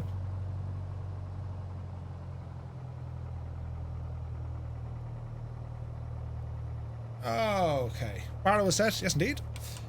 Okay, so parking brake on. Now it's time to talk back to the tower. Or to the ground, rather. And now where we are. Okay.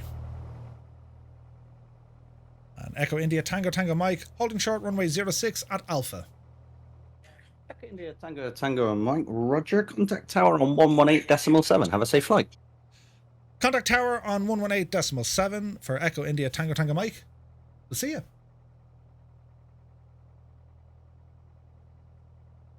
Okay, at this stage you'll be changing the frequency in the sim, but for Xbox pilots, we'll do it on Discord. Really handy, right? So next up, we're going to talk to the tower. And, well, it's very simple. We're going to tune into the tower, we're going to tell them what we are, and we're going to tell them that we're ready to copy. All right? So let's see what happens here. Shannon Tower, Echo India, Tango Tango Mike, holding short, runway 06 at Alpha, ready to copy. Echo India, Tango Tango Mike, Shannon Tower. Will you be requesting flight information service on departure? Wilco, affirmative. Echo India, Tango Tango Mike, wind calm, runway 06, cleared for takeoff. Clear takeoff, runway 06, Echo India, Tango Tango Mike. Okay. It's time to skedaddle. Just got a clearance from ATC. Remember, we have our clearance. Dreamy, sleepy, nighty, snoozy, snooze. We have our Irish Gav. We have our clearance already for our VFR flight. They know where we're going. Yeah. So, transponder comes on. Altitude reporting. Remember, it's mode Charlie.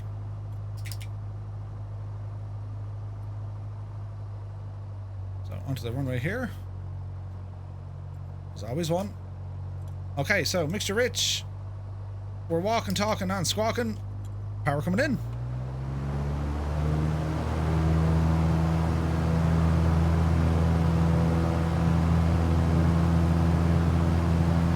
Airspeed live. There's 60 knots. Yep, see Daisy.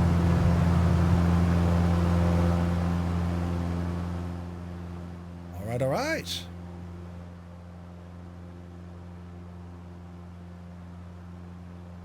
Now, in this matter, the controller didn't ask us to report airborne. We'll let him know in a moment. Let's see. So, continue to climb. We don't have retractable landing gear. We're flying pretty much straight ahead.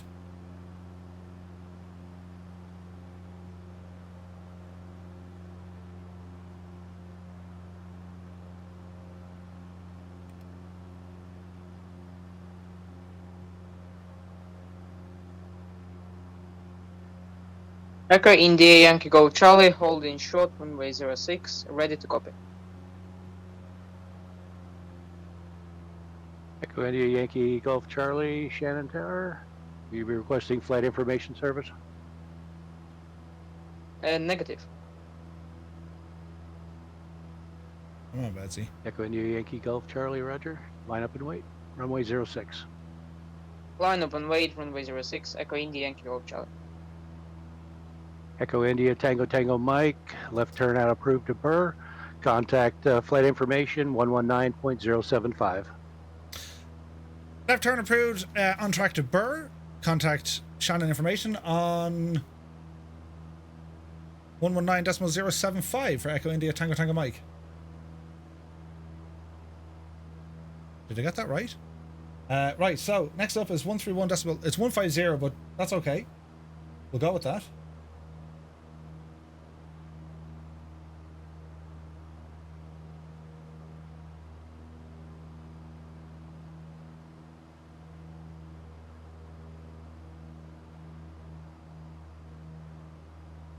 Okay, get ourselves tidied up here first, then we'll talk to ATC. So what's our heading here? So we want to go 03, I think, roughly. Autopilot, heading, get us turned. We're at 1,000 feet. Can we continue the climb? Should be able to. I want to climb at around 500 feet per minute. We're at 1,000 feet. Easy does it there, Julia. Okay, we'll talk to Shannon Control. Shannon Control, Echo India Tango Tango Mike, PA28, on track to Burr, 1,200 feet, heading for 2,500 feet, QNH 1011, request basic service. Echo India Tango Tango Mike, Shannon Control, Roger. Continue en route and not above altitude 2,500 feet VFR, QNH correct basic service. Continue on track to Burr, not above altitude 2,500 feet for Echo India Tango Tango Mike. That's it. So, if I need help, I'll ask. If he needs to tell me stuff, he'll tell me. So we're going to continue our climb here, we're not above 2,500 feet, and we're on track. So, hopefully, you know, we have a bit of room to maneuver. This is a basic service. I haven't asked him for a traffic service. A basic service is, we're flying where we want to fly, just don't go above 2,500 feet. Okay. If it was a traffic service, well then we're on the scope, and he's going to say, hey, you need to turn this way to avoid traffic. Or he might give me a traffic advisory. Echo India Tango Tango Mike, aircraft at your 3 o'clock, Cessna 172, same altitude, report them in sight. That's the sort of stuff you'd hear, yeah? But for the moment, we're okay. So we want to head up to our first visual reference point, and that is the town of Scariff. Basic service. Hughes fan, are you... You see, I know what he's saying even though he's not saying it.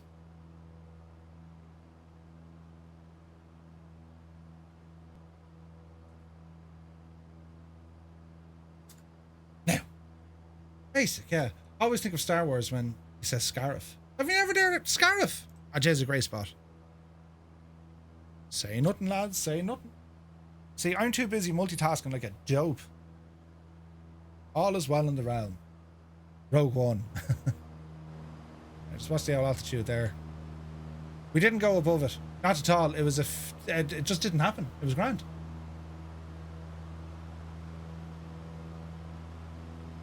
Okay. Down there now, you divot it. There we go. Okay, so we can pretty much fly here level. About 2,300 feet, give or take. Local QNH is correct. And we're on our way to Scariff. Now, what you can also be doing, right, when you're on the VATSim network, you can be monitoring other channels as well. So you could be monitoring Unicom, you could be monitoring Shannon Tower, right? And the fact that we're over on 151, we're also with them as well. Stand by to copy a phone number. No one saw it. No one saw it. The Scariff Harbour Festival is good crack. I was never at that one. The Harbour Festival. Go way out of that. It's a pretty little plane, look. Now, we can turn on nameplates and there's a deluge of people, which is great. But we're going to try and fly, but obviously without the nameplates, yeah? That's what we're hoping to do. Now, because I'm tuned into a flight information service, right? I can also report things back to Shannon Control. If I see something, or if I'm aware of something, well, I can tell them, hey, by the way, be advised, something's going on over here. And they can advise that then to other pilots. Does that make sense?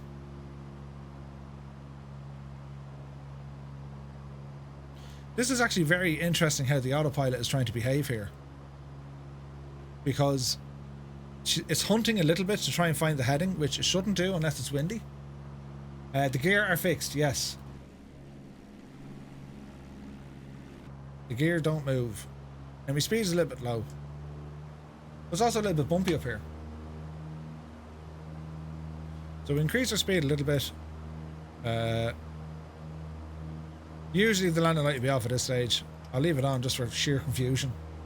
Rad Barn says, may or may not have reported a forest fire in his flights. There you go. Look out for other traffic, that might be in your area too. You're constantly looking outside the window. VFR flying, 90% out the window, 10% instruments. IFR flying, almost a complete opposite. But I don't see any other aircraft. If I turn on nameplates, boom, there's just planes all over the shop, yeah? But at the moment we're okay. Now, if I wanted to, I could give a position report as well to the Flight Information Service, letting them know, hey, there could be a thing, right? There's no script for tonight, as in contacting flight. There's no script. But the reason why there's no script. It's very difficult to follow it line by line. When you're getting flight information, it'll vary so much. It could be weather, it could be a NOTAM, it could be traffic, it could be anything. Once the controller is saying, do you want flight information services? If you say yes, well, the controller will put you onto them. If you say no, that's quite okay, and we revert to what we did in the last lesson. No traffic, no other ATC available, monitor Unicom on 122.8. That's kind of what we do then, you know?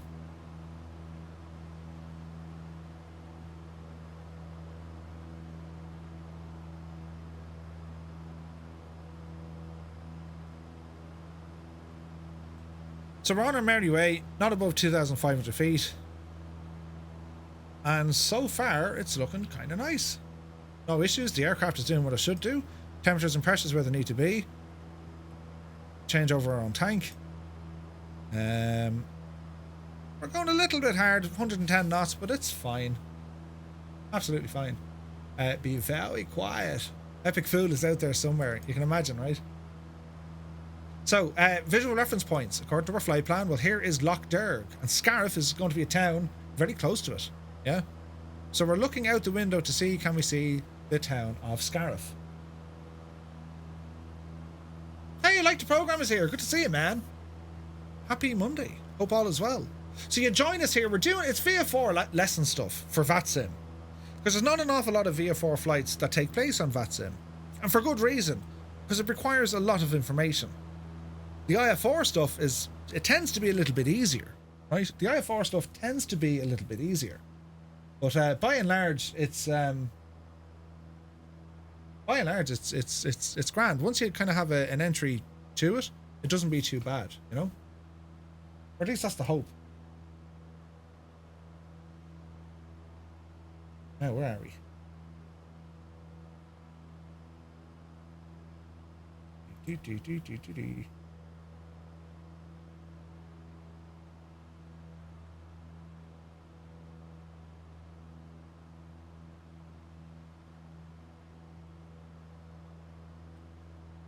Okay, so we're about to come up over Scarf. Now, we haven't heard any information yet. I might do a position report. Just to let them know that, well, where I am. Even though we're on radar, there's a limitation in the sim. They can't actually see me on the radar, yeah? So, looking at the map, here would be Scariff. Here would be well, is it?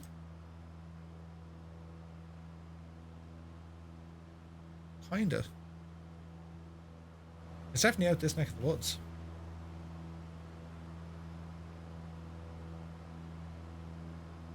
There's something not 100% right with the owl,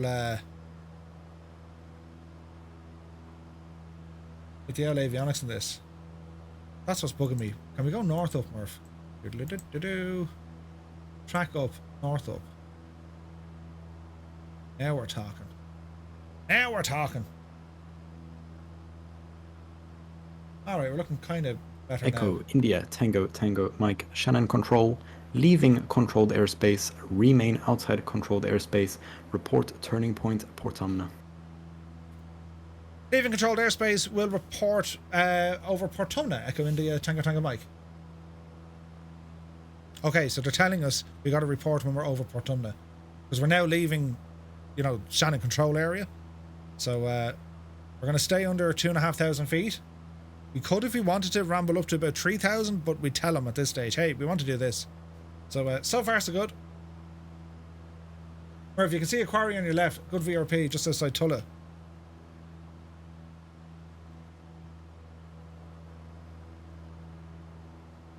Quarry, you say? On me left. And oh, back there, yeah. Jesus, it's all the way back there though, Epic, is it? So this is Scariff. We're about to overfly Scariff. All this neck of the woods here. This is all Scariff. So our next stop after this, well, next point, you're further than I thought, yeah. The next point then is going to be Mount Shannon, which is actually closer to the edge of Loch Derg. So far we're going grand.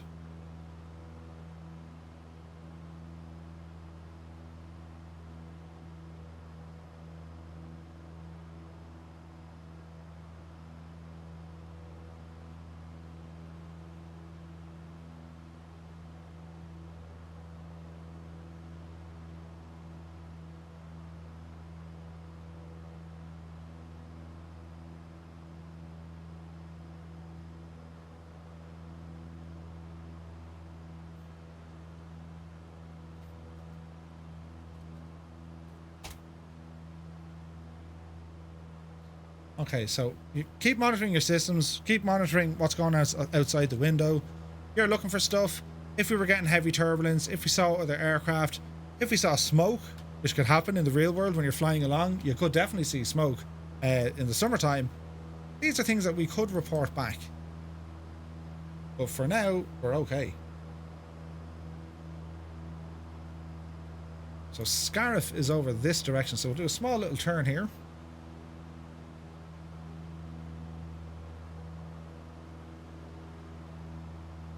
Nice. So we're cruising through the old countryside.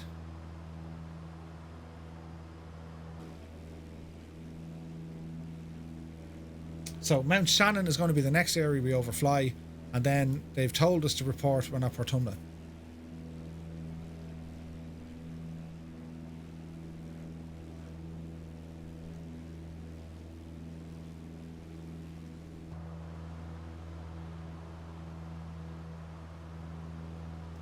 What would be your go-to aircraft? Shannon Center. I'm not saying it's aliens, but aliens.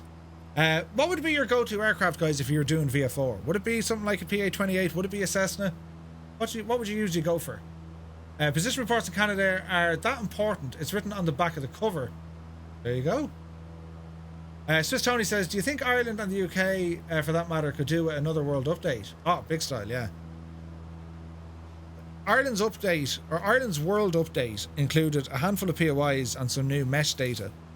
There's no photogrammetry for anywhere in Ireland, and yet if you look at Dublin City, even on, I think it's on Bing. I think Bing has photogrammetry. Google definitely has. It's like there's data there, right? Okay, so we should be directly over Mount Shannon. And then it's going to be a turn up to the left. There's Mount Shannon. There's a marina there. I've been there myself and we went for pints. And getting into Mount Shannon that night was hilarious because there was fog. And we came from Drumineer, which is up over here, look. So we had to go from here all the way across the lake and then navigate through these islands in the middle of the fog. It was hilarious. It was grand. VATSim 152, Piper Arrow, Dar, SR71, Beaver or the Beach 18, Seneca. Yeah, Seneca's a good one.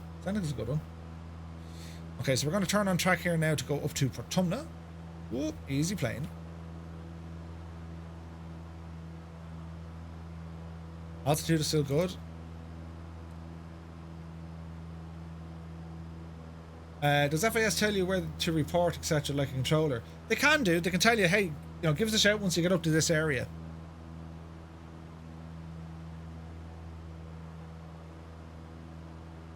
So, like, we talk about flight information services, right? My traffic indicator here on my what's this, a 650. That's showing me where there's traffic, close proximity, far away, high or low, or whatever, yeah? But we can also do the same in here. We could look at weather. No, I don't think the weather radar works. Nearest airport. This is flight information. Yeah? So if we were to put in Burr, that's not right. Put in Burr. There's Burr. So if I were to say, hey, give me the weather at Burr, so it's going to try and get it. So there's no METAR available at Burr. Okay. What about the nearest one? So the nearest airport that'll have information, say Shannon. There's the frequencies. This is all flight information stuff. Weather data. There's all the weather data. So this is all flight information services. It's the same thing, but we're receiving it digitally, which is pretty cool. That's the way a lot of the modern stuff is. It is class where technology is going, lads. I don't quite understand FIS. If I choose not to FIS, will I not have to control? Will I not have a controller? Okay, so Gregory, where you're at with flight information services. If you're flying under ATC anyway, as in you're using ATC airspace, you're in an airspace, it doesn't matter. FIS is not applicable. You're flying under air traffic control. So they're going to tell you what to do and where to do it. It's only when you leave that area, when you leave that immediate airspace and you're flying in a class Golf or class Echo or whatever, and you're not necessarily in anyone's specific airspace. Shannon information, Echo India Charlie Delta. Echo India Charlie Delta, Shannon information, passing message. Echo India Charlie Delta, just for information purposes, we'll still be operating south of Portumna for about another 20 minutes. Echo India Charlie Delta, Roger. Ooh, so there's someone talking to someone about operating in Portumna.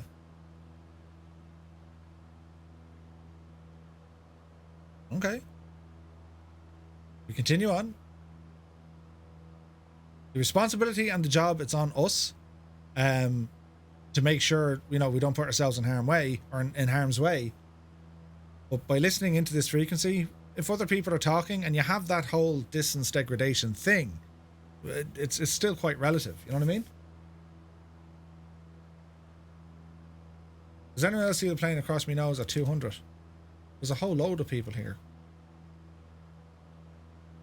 And behind. Way out of. And behind. Well, we're fairly out on our own at this stage. But as we approach, Portumna will give in an out position report. Because our flight plan, we wanted to go via Portumna straight over to Burr. And when we get to Burr, we need to do an overhead join.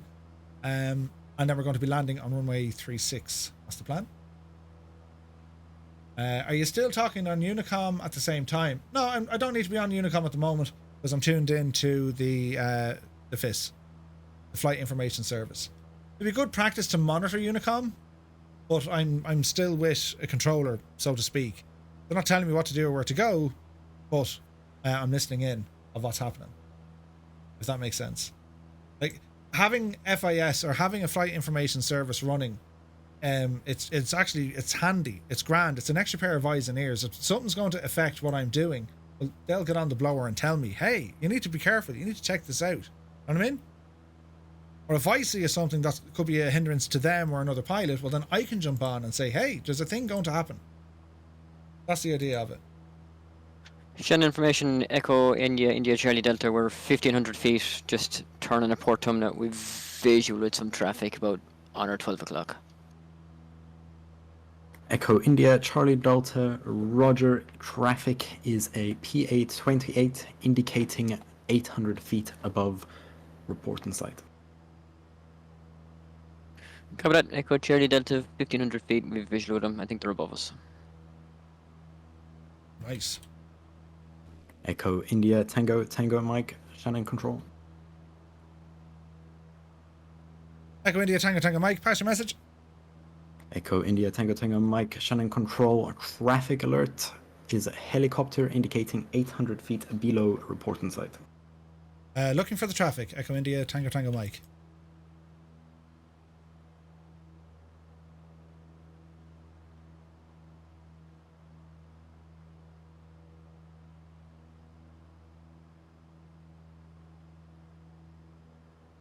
You can see how difficult it is. Golf Romeo Foxtrot, Cessna 172, en route to Burr, 8 miles east of Shannon at 2,500 feet.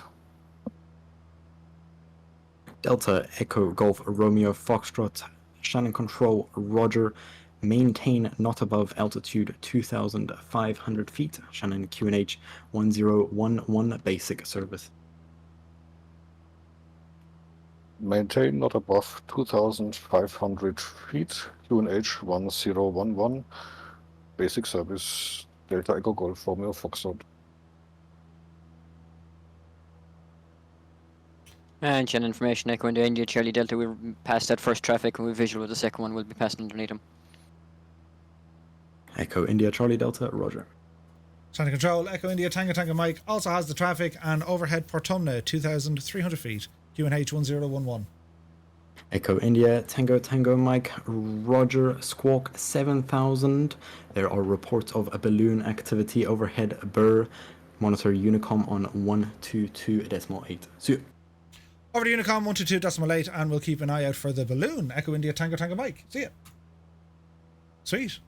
So we're finished with the Flight Information Service. We're now handed over to Unicom and we fly our normal. So we're now on Unicom. We got to talk to Burr, right? We got to talk to Burr. So, Burr traffic. Echo India, Tango Mike, PA28. Overhead Portumna, 2,300 feet. Inbound for an overhead join. Arrival time will be 15 minutes. Burr traffic. So, we're now on Unicom. Anyone tuned into Unicom, well, this is the gist of it. So, it reverts back to what we were doing last week, yeah? So it's the same crack again. Like you're going to be talking now, like we're 12 miles out. We're a little bit fast. We're 12 miles out. We'll give them another position report once we're getting in. But now we're finished with the Flight Information Service. We're now on Unicom and we only talk on the Unicom unless there was another tower or whatever in the vicinity. But we stay on Unicom because there's no one else controlling. We're squawking 7,000, which is basic VFR for the region. And well, that's it. FIS should have given a direction and distance with the notification, says Rad Baron. They could do, but we don't have radar. As in, we're limited. We're looking at the screens. We don't actually have a working radar in the sim. So there are limitations, but it's okay. You could say, traffic alert at your 11 o'clock, 2 miles. Makes life a little bit easier. But then it becomes difficult because, I was about to turn anyway. You know what I mean? Now, I did look at the traffic radar. I could see where Epic was. Because I have a ADSB on this, Does the in-game VFR map help for other traffic? Oh, yeah. 100%, man. 100%. That's a huge help. You can absolutely use the in-sim VFR map to show you other traffic. Basically, anything that works for you, anything that you can use as a guide that'll help you navigate, that's good for you, you know?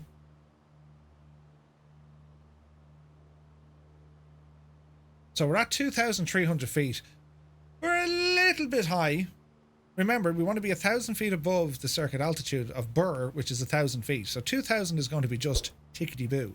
But for now, we're going to continue on. We could put a very, very, very gentle descent in here now. And we watch our speed here as well.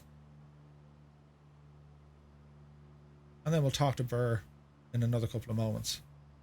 So all our lights are on. Fuel tank is on the right tank. Put it on to the left. And we're going to be doing an approach into Burr.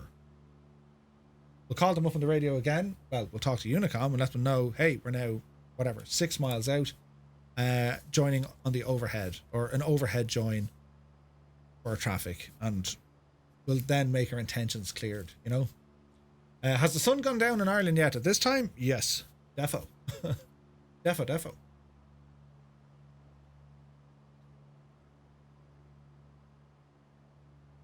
Now let's see where we're at.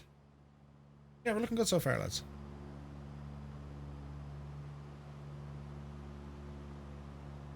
So at all times, just have a look at the document, have a read over that. And like, again, what I said earlier, like when it comes to the word for word or following word for word, if you follow what's Dreamy, in the sleepy, nighty, snoozy, snooze. If you follow what's in the book, use that for what you're going to learn. You know what I mean? If a controller says something that, you know, if it's not in the book, but don't let it kind of paralyze you, but just be aware they might say slightly different things. If you stick with the book, you'll get there. 100% you'll get there, right? So just be aware, some controllers might say some things a little bit differently. Not necessarily in the same region. I mean, you go to Dublin, for example, or, you know, we can go to Scotland, or we can go to France, or we can go to the States. There's going to be slight differences with every single controller. It's not just about the region. The controller is going to say different things. You know what I mean?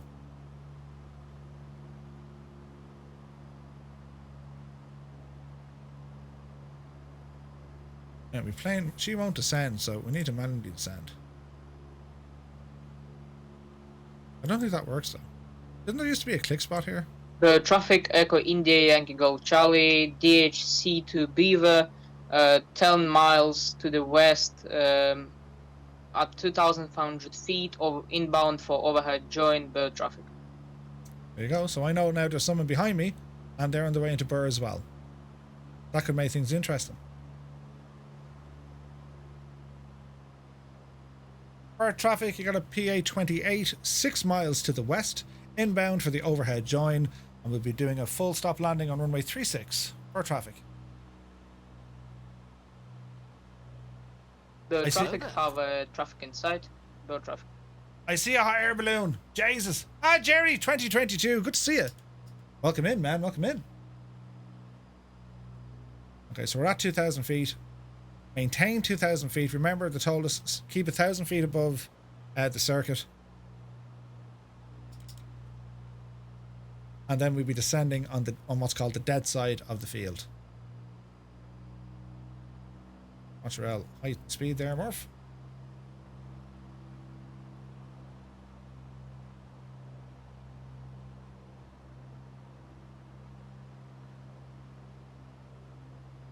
She's in Dubuque. It's black and white.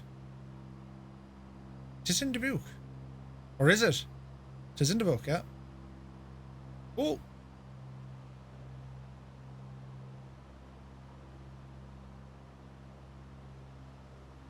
Okay, so I can see the airport, or the airfield rather.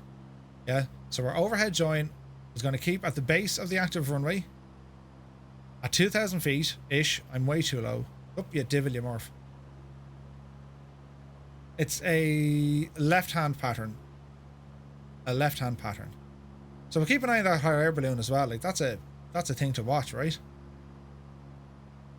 And that's only there because we have some custom scenery by Jeppesen 2001, who's a legend. It's freeware scenery for Burr. So we'll do a report now into bird traffic in a moment. A lot of airports will be left-handed. Unless it's stated on the charts, most of them are going to be left-hand circuits.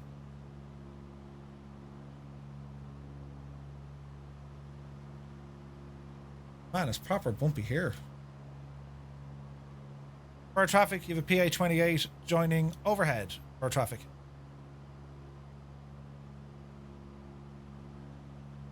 There's the balloon. Bird traffic, have traffic inside, bird traffic. Now here's the advantages, right? I can see the runway beneath me, I can see other aircraft, and I can actually see an aircraft on the active who just got cleared from it. So this is the advantages of the overhead join. You can actually see what's going on beneath it. Do you know what I mean? So as you look out the window, we want to pass over the runway. Once we pass the runway, we're going to start descending.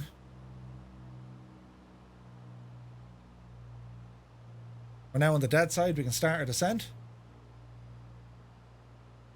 Bird traffic, Echo India, Yankee Golf Charlie, in the overhead join, runway 36, bird traffic. So we've got 500 feet to go.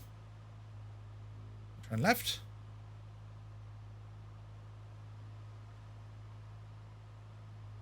Easy does it.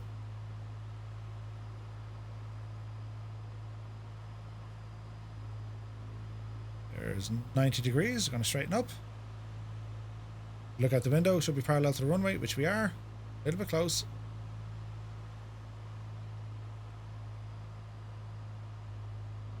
It's a little bit blustery, isn't it?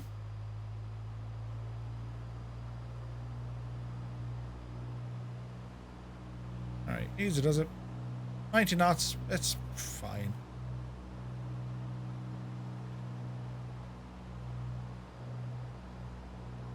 Okay, you can start our left turn. For traffic, you have a PA28 turning crosswind for runway 36 for traffic. Bird traffic, have traffic inside, following just behind you. Bird traffic. Okay, so we're going to try and maintain the circuit altitude, which is 1,000 feet. We should be now turning on the crosswind, which we are. There's the active runway now. So far, so good. Keep the altitude up a little bit. Maybe right now, these live ATC, yeah, they're live as in, well, real people, yes. So you're always going to have limitations on, that balloon is going to be a problem now, so we're going to go to the outside of him. With the Xbox, there's no networks you can really jump on. You know what I mean? So we're going to try and use Discord as much as we can. And this is all preparing for kind of VATSim stuff. There's not enough or ors in the brr traffic.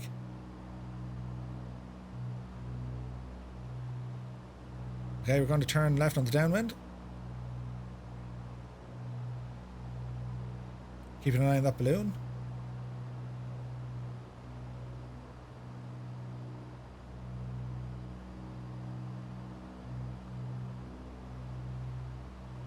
Bird traffic, PA28 on a downwind, runway 36, full stop, bird traffic. Okay, continue on. So we want to do a full stop landing at Burr. We're now on the downwind. Altitude is thereabouts. Bird Okay, traffic, 100 Echo feet. India, Yankee Golf Charlie, on crosswind for runway 36, bird traffic. So there's the airfield down there to our left hand side. We are on the downwind. So we'll stay on the downwind leg until the start of the runway is roughly 45 degrees over our left shoulder. Roughly. And that's how we'll know where it's there. So it's only, we can only see that where the hangar is now, so we'll keep on this heading. It's quite bouncy, isn't it?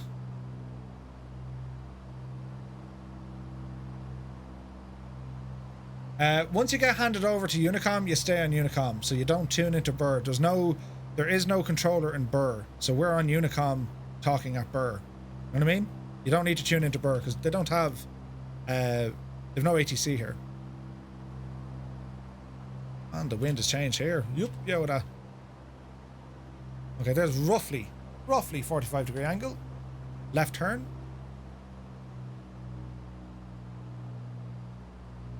Does it?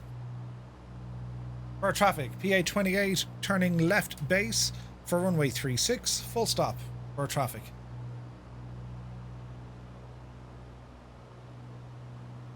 Okay. Start descending, bring the power back.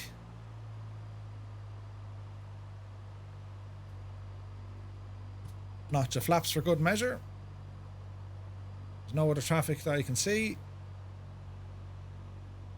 And we can start our turn final. Traffic, Golf Delta Bravo Alpha Yankee, SR 22, 5 miles to the east at 2,000 feet. Inbound for overhead join, bird traffic. For traffic, you have a PA 28 on a 2-mile final, runway 36, full stop for traffic. Yeah, they'd have a radio service. It's similar to what you'd have a FISO, Flight Information Service Officer, but it's not always manned. Hotel Kilo 23 in a Vision Jet, 12 miles to the west here at Juneau at 2,500 feet, inbound for an overhead join, bird traffic. Nice. Our traffic, PA 28, short final, runway 36, full stop for traffic.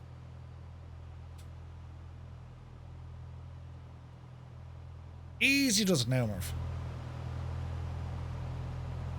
There's the horses. Dreamy, sleepy, nighty, snoozy, snooze. Who's that? Traffic, Delta Echo Golf Romeo Foxtrot, Cessna 172, 12 miles to the west over Portumna at 2,500 feet, inbound for overhead join, bird traffic.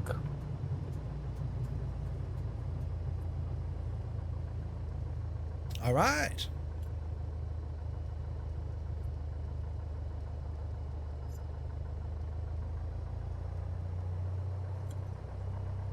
Our traffic, PA 28 has vacated the runway at Bravo, taxi to parking at General Aviation Parking for traffic. And that's it. We're clear of the runway. We vacated. The traffic, Echo India Yankee Golf Charlie on final runway 36, bird traffic.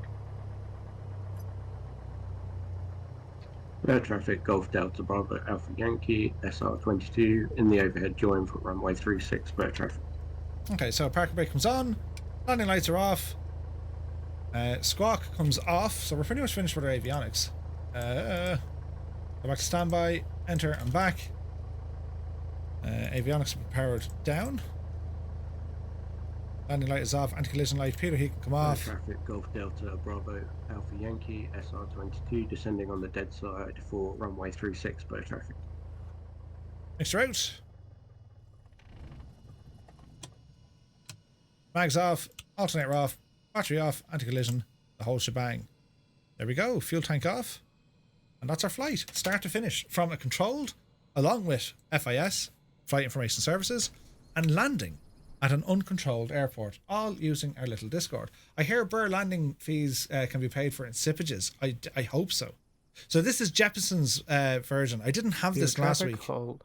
Hotel Kilo 23 in Vision Jet, 5 miles to the east at 2,500, descending to 2,000, inbound for an overhead join, beer traffic.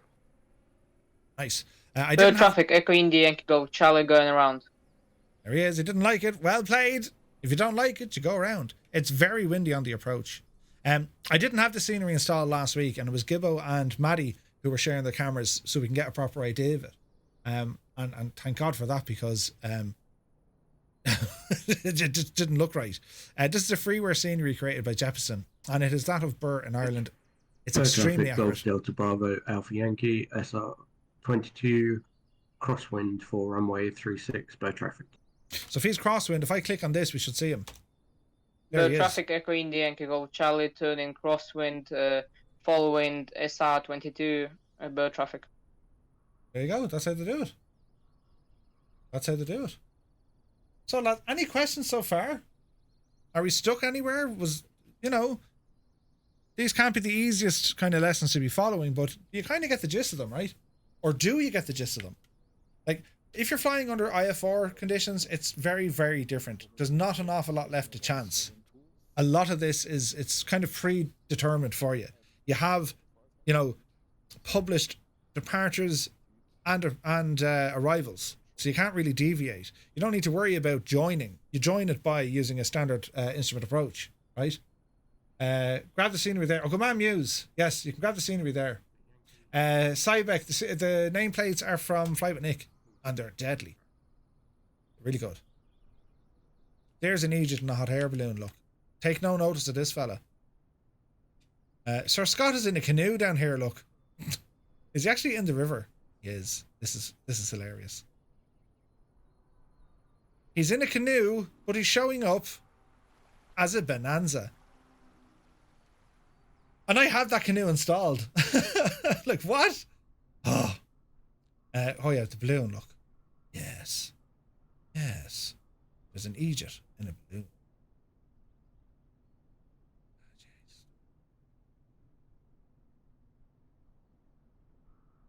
Jeez, I had a decent hair back then, didn't I? But that's kind of the gist of it. Flight information services, don't be afraid of them. They're, as you can see, like they're just the human way of giving you information with a basic service. Information that a lot of the modern avionics already have. You know what I mean? When it comes to like a traffic service or radar service, well, that's where there's an extra pair of eyes helping you along, and they'll give you different headings and whatever to avoid traffic, to avoid weather perhaps. But it's engine out because we have no fuel. We'll be landing on nearby field. Bird traffic. There's someone in trouble. Where's Epic when you need him? Dispatch the epicness. The man needs a lift. But that's pretty much it. Like, I mean, it's weather reports, traffic reports. If there was damage at the airport, for example, if Delta Bravo Alpha Yankee SR22 on base leg for runway 36, full stop, better traffic. There you go. More aircraft coming in. Like, if there was damage on the runway, a pilot would need to report it. They'd have to say, hey, by the way, be careful. This runway is not in service or whatever, you know. RG Hoover, good to see you. Welcome in. Yeah, and on VATSim, they would be able to give you better traffic positioning, but everyone I've spoken to has done well. Yeah, Maddie, 100%, dude. And you've done very well, considering, lads, we don't have radar. We just don't have radar, you know. So we're doing the best we can, looking at whoever screens, you know. But all the information that we're reading through, it's available here in Dubuque, and it's a document that we have, right? So in this, it goes through the entire flight, this flight, start to finish, including all the different areas that we fly to and from. So from Shannon up to Scariff, Mount Shannon, Port Tumna, and then in, right? And then once we do get in, well, this is our overhead join. Fly in this direction, overhead the runway 2,000 feet, descend, down to the left, and then back in again. Gibber says, I don't understand FIS versus Unicom. If pilot A is on flight information service, pilot B chooses not to be, and is just on Unicom, how do they communicate? They can't. So you could monitor it, Gibbo, right? You could monitor Unicom, right? But FIS will hand you over. Like, you'll need to disconnect from the flight information service because you're nearing your approach now. Now you need to talk to local traffic, if that makes sense. So like, we were with flight information services until we got to Portumna. At that stage, Portumna said, right, okay, you're landing soon. You need to go to talk to these lads. And that's done more so on VATSim than it will be in the real world. So they might say, stay with me or monitor my frequency, but now transfer over to Unicom. Like, when you're going to be approaching, and that's where I knew I had to do a position report, because once I'm at Portumna, that's 12 miles away from Burr. I need to start talking to people in Burr saying, hey, I'm this guy and I'm on the way in. You know what I mean? If I stayed on the flight information service and only them, I'm not in comms with anyone in and around Burr. So it's okay. You have a couple of ways to do it. You can cancel, right? You often hear it said, you can cancel an IFR, you can cancel a VFR, you can cancel a basic service, and you can cancel a radar service or a traffic service. And you may have heard this sentence before: radar service is terminated, squawk 7000, and monitor Unicom 122.8. Something like that. That sounds a little bit heavy. Radar service is terminated. But they might say, for instance, they might say, flight plan closed at, 2345 Zulu. For instance, monitor Unicom 122.8. They'll hand you over, so they'll actually say you've closed your flight plan, right? Or you've cancelled the service. One or the other. In Ireland, they say flight plan has been closed, and the time, and then they release you. So there's no right or wrong way saying, do you have to go with FIS or do you not have to go with FIS? You can absolutely choose not to go and tune into the flight information service. It's your choice. When you're flying on VATSim, it's always handy to have someone else there because they could be telling you other stuff what's going on. It may not be applicable to you, but if you're just on Unicom flying around, if you're in the flight information region, the region, so if we were to look at here over Shannon, or over Ireland, in fact, all of Ireland comes under the Shannon flight information region, in which you could anywhere in this entire area tune to Shannon control and request a basic service. With a couple of caveats. If you're inside controlled airspace, there is no point asking for flight information services. You're already getting them because you're under the control of ATC. If you were transiting from one control zone to another control zone, the chances of you leaving any frequency is highly unlikely. They'll say contact Shannon control. Or if we were heading up, Gibbo, if you were doing a flight up to Scotland, you'll often hear Dublin approach, hand you over, contact Scottish control.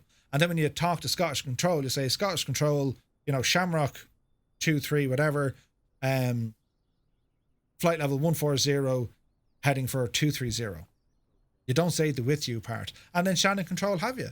But you're not going to request flight information services from Shannon control because at that stage you're IFR. Or from Scottish control, you're IFR. Your flight information, it's there because it's on your flight plan. They're going to give you all the advisories. They're going to keep you out of trouble. It's automatically fed to you. They will say, climb and maintain flight level, blah, other traffic. Do you know what I mean? Or they might say turn right heading, and they'll give you step climbs. They'll give you new headings. They can enter you into a hold. They're doing all of these things because they're managing their own. They're managing their own situation. If you were VFR, if you were Ian Fisher's here, good to see you.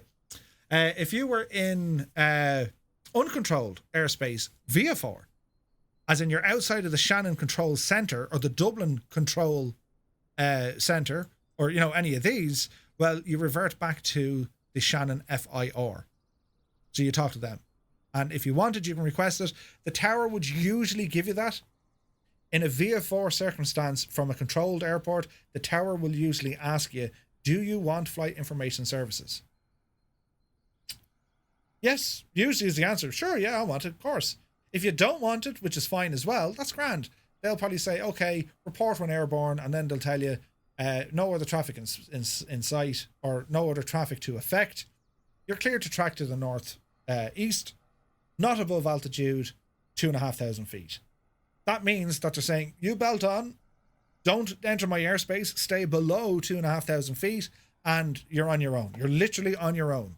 Now, they know where you are if they need you. They'll talk on frequency. Good practice, you're going to monitor them. You're always going to monitor an active frequency if you can. If not, you go into Unicom, and they can always get you on Unicom as well if they need to. Ian Fisher, welcome in. Good to see you. Keane Lafford is here. Keane, how goes it? How goes it in the pool of Liverpool? Yeah,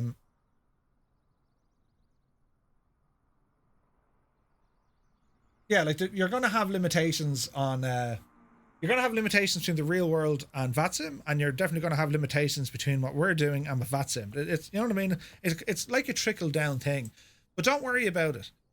As I said, the main thing here is you're now aware of what a flight information service is. You don't need to learn it off by heart. You're just aware that if you're leaving this little area and you want to fly into that little area, or, if whenever we leave Shannon Airport Control and, you want to fly to, I don't know, where, prime example, you're leaving, who do you talk to?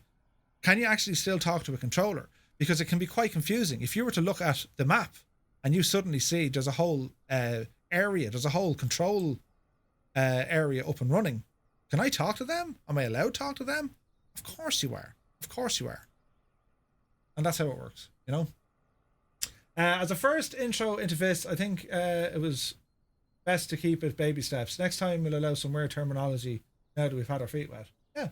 Like, you can get all sorts of stuff. You can get warnings, you can get TFRs, you know, you can get, if it's a radar service, they could give you a vector to clear other traffic. You know what I mean? They can do other things. Probably the best way to do it, if you can, is jump on VATSim when Shannon are up and running. Echo India Sierra in November. EISN. That's Shannon control. When they're on, just have a listen in. And just listen to what they're talking about. We don't get an awful lot of VFR traffic, but even with the IFR stuff, you know, they'll contact Shannon control, or even if it's Shannon control that was online and there was no one else. For example, if there was only Shannon control, well, that airspace is still active. If I click here and say, what's here? This entire airspace here, VATSim do the top-down system. So if we only had a controller on with Shannon control, well, he's the man. He's in charge of everywhere. We could be literally anywhere inside the Shannon FIR and we talk to him to say, hey, I'm here. You know? Does that make sense? We could be on the ground in Cork. We talk to him. We could be on the ground in Baldonnel. We talk to him. It's the top down. There's no one else there. That's the dude we talk to. If there was regional controllers, then you could talk to them. Even Dublin, yeah. If there's no other ATC online within this area and the only controller in this entire FIR happens to be Shannon control, he's the guy. VATSim operates a top down. So you talk to the closest one to you. You know what I mean? So if it's ground, well, you never just get ground. You'll always get tower or ground, or you might get ground and tower. That makes sense. Then you might get approach. Then you might get approach, tower, ground, clearance, delivery. Then you might get not center, but control. And no one else. It can happen. Do you have to talk to them on VATSim even though you're VFR? Yeah. Because you're in airspace. If you're taking off from an airspace, which Shannon, for example, is class Charlie, you're inside an active airspace, you have to talk to them. Hey, I'm here. If you were taking off outside an an airspace area, say a private airstrip in the back of Roscommon here, in that league or something, right? Well, you're not technically you're not in any controlled airspace as such, but you're still in the Shannon FIR. You can absolutely jump on and say, hey, this is where I'm at. Can I get a flight information service? Doesn't mean you're asking for permission to take off or instructions. Not at all. You're VFR. Once you stay out of the local areas, you don't need to worry about this guy. But if you're going to take off, in Roscommon, and you want to fly to, I don't know. If you want to fly to Waterford, right? So you're in Roscommon and you want to fly to Waterford, well, you're going to come directly down this way. But let's say, for example, you want to go to Galway first. So Roscommon, Galway, and then Waterford. Well, what's between you and Waterford? Shannon airspace. If you're going to enter it, you need to talk to him. Or, if you stay below 3,500 feet, this is how close you can get. If you stay below 2,500 feet, this is how close you can get. But if you go into the innermost, this is where the tower control zone is, you're not allowed in there at all under 24,500 feet. And if you do go in there, you need permission before you do. And that's where you got to talk to ATC. You know what I mean? So, it's plenty of practice, lads, right? A lot of this stuff is going to go over people's heads. It goes over my head as well, but don't worry. It's repetition now to say, I remember doing something like this. And the rules change a little bit. The airspace rules change a little bit, flying in the US or flying in Ireland. But it's the same. We're trying to achieve the same thing. You know what I mean? Flight information service was something new because, to be honest, you don't see it an awful lot on VATSim. Sometimes you do, and you might be saying, the hell is that? Now you know. You've often heard of flight following and, a basic service. You now have an idea of what it is. It's information information from a region that you can tune into. And it's most applicable outside of controlled airspace. Think of the upper levels. Yeah. So this is all controlled airspace. Same in Dublin, same up in Sligo, same in Donegal, same up the north, same across in England. All the different control areas. Yeah. But if you fly into the uncontrolled areas, well, where can we get information from? You get that from the Shannon FIR. which is the flight information region, because that covers the Republic. Prime example now, if we wanted to go flying up the north and we said, no, tell you what, Murph, we want to fly out of, I don't know, Enniskillen, which is uncontrolled, right? There's no tower there. That's similar to kind of Burr. And we're going to go from Enniskillen and we want to fly up to, I don't know, Coleraine. Actually, Derry. I think, isn't there an airport? Yeah. Into Derry, London, Derry. Into Campsie there, right? And again, if you have a look in here, there's no tower here. Or at least there's no control zone. Here's a bit of a control zone here, but that's... What's this for? It's class Golf, then it goes into class Charlie. So if you wanted to fly in there, there's no ATC. I mean, once you stay out of Belfast, you don't need to worry about him. But you can still fly because you're now under the Scottish FIR. So if you wanted to, you can talk to them and say, hey, can I get a basic service? Or can I get a radar service? That's what you're talking to. But they're not controlling you. You don't need to worry about them. They're not controlling, you know. It's only info you don't have and may need. Yeah.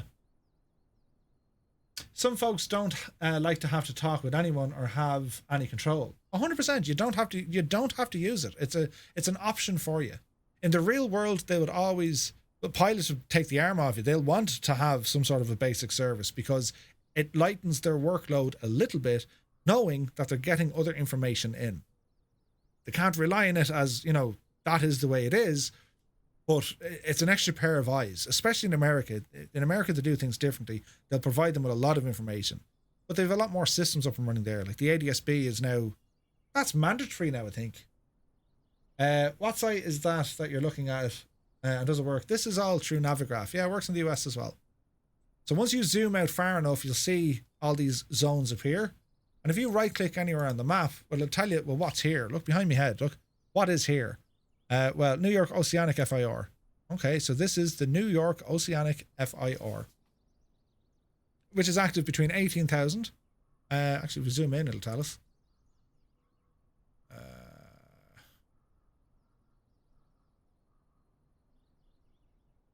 New York is active from ground to 5,000. Or in this case, the upper limit is 18,000. Anything above 18,000. What I mean? But anyway, look, don't worry too much on this. You're now aware of what it is. You don't need to know it exactly inside and out. So, you know, if a little bit went over your head, don't worry too much. You're now, at least you know that there is a flight information service, which is basic stuff. And a lot of the time, you're already getting that information from your own aircraft with your avionics, your ADSB or a METAR or an XRAD, all that jazz. You're getting, that's what it is. That's the type of information it's going to give you. No different than when we were flying here tonight. Epic Fool is in a chopper. He was in comms with the flight information service. Then the flight information service, or Shannon Control, advised me to say, hey, there's a helicopter operating in and around Portumna. They're, 800 feet below you. Report them in sight. So he's giving me a traffic alert. Hey, there's something. Are you aware of this? You know what I mean? So that's the idea behind it. All right. So if there is any of the questions, let us know. And we'll see how we get on for next week. See, can we mix it up a little bit? Because we've already done now departing a controlled tower, landing at an uncontrolled tower. I think it might be fun to do a departure from an uncontrolled tower back into a controlled tower. Same crack will apply again. Yeah. And then we'll see how we get on with that. See how everyone is feeling. And then let's see, can we throw in an IFR flight? We'll plan something for IFR, instrument flight rules. And you'll see how much, I don't want to say easier, because there's nothing too easy in this, but you'll see how more structured the IFR flights are. You have a flight plan, you can't deviate from it, you have altitudes you need to follow. That's the end of it. You're on it, you don't leave it. So it's I won't say it's sit back and relax, but in comparison to a VFR flight, it's sit back and relax, right? So we'll do one of those soon, all right? So thank you all so very, as I want that bash in my hand, thank you all so very much indeed for joining me this evening. Huge thanks to everyone who came flying with us, to Matty who looked after the channel control, to Old Veteran and Stuart for jumping into our tower frequencies, Epic Fool of course helping along, and Gibbo there as well, as always giving the shout, because, well, he was only waiting to jump in, but he saw that we were covered. So I really do appreciate it. To our moderators as well, lads, thank you very, very much indeed. We're back to you on Wednesday. And, well, until then, have a lovely evening. See you soon.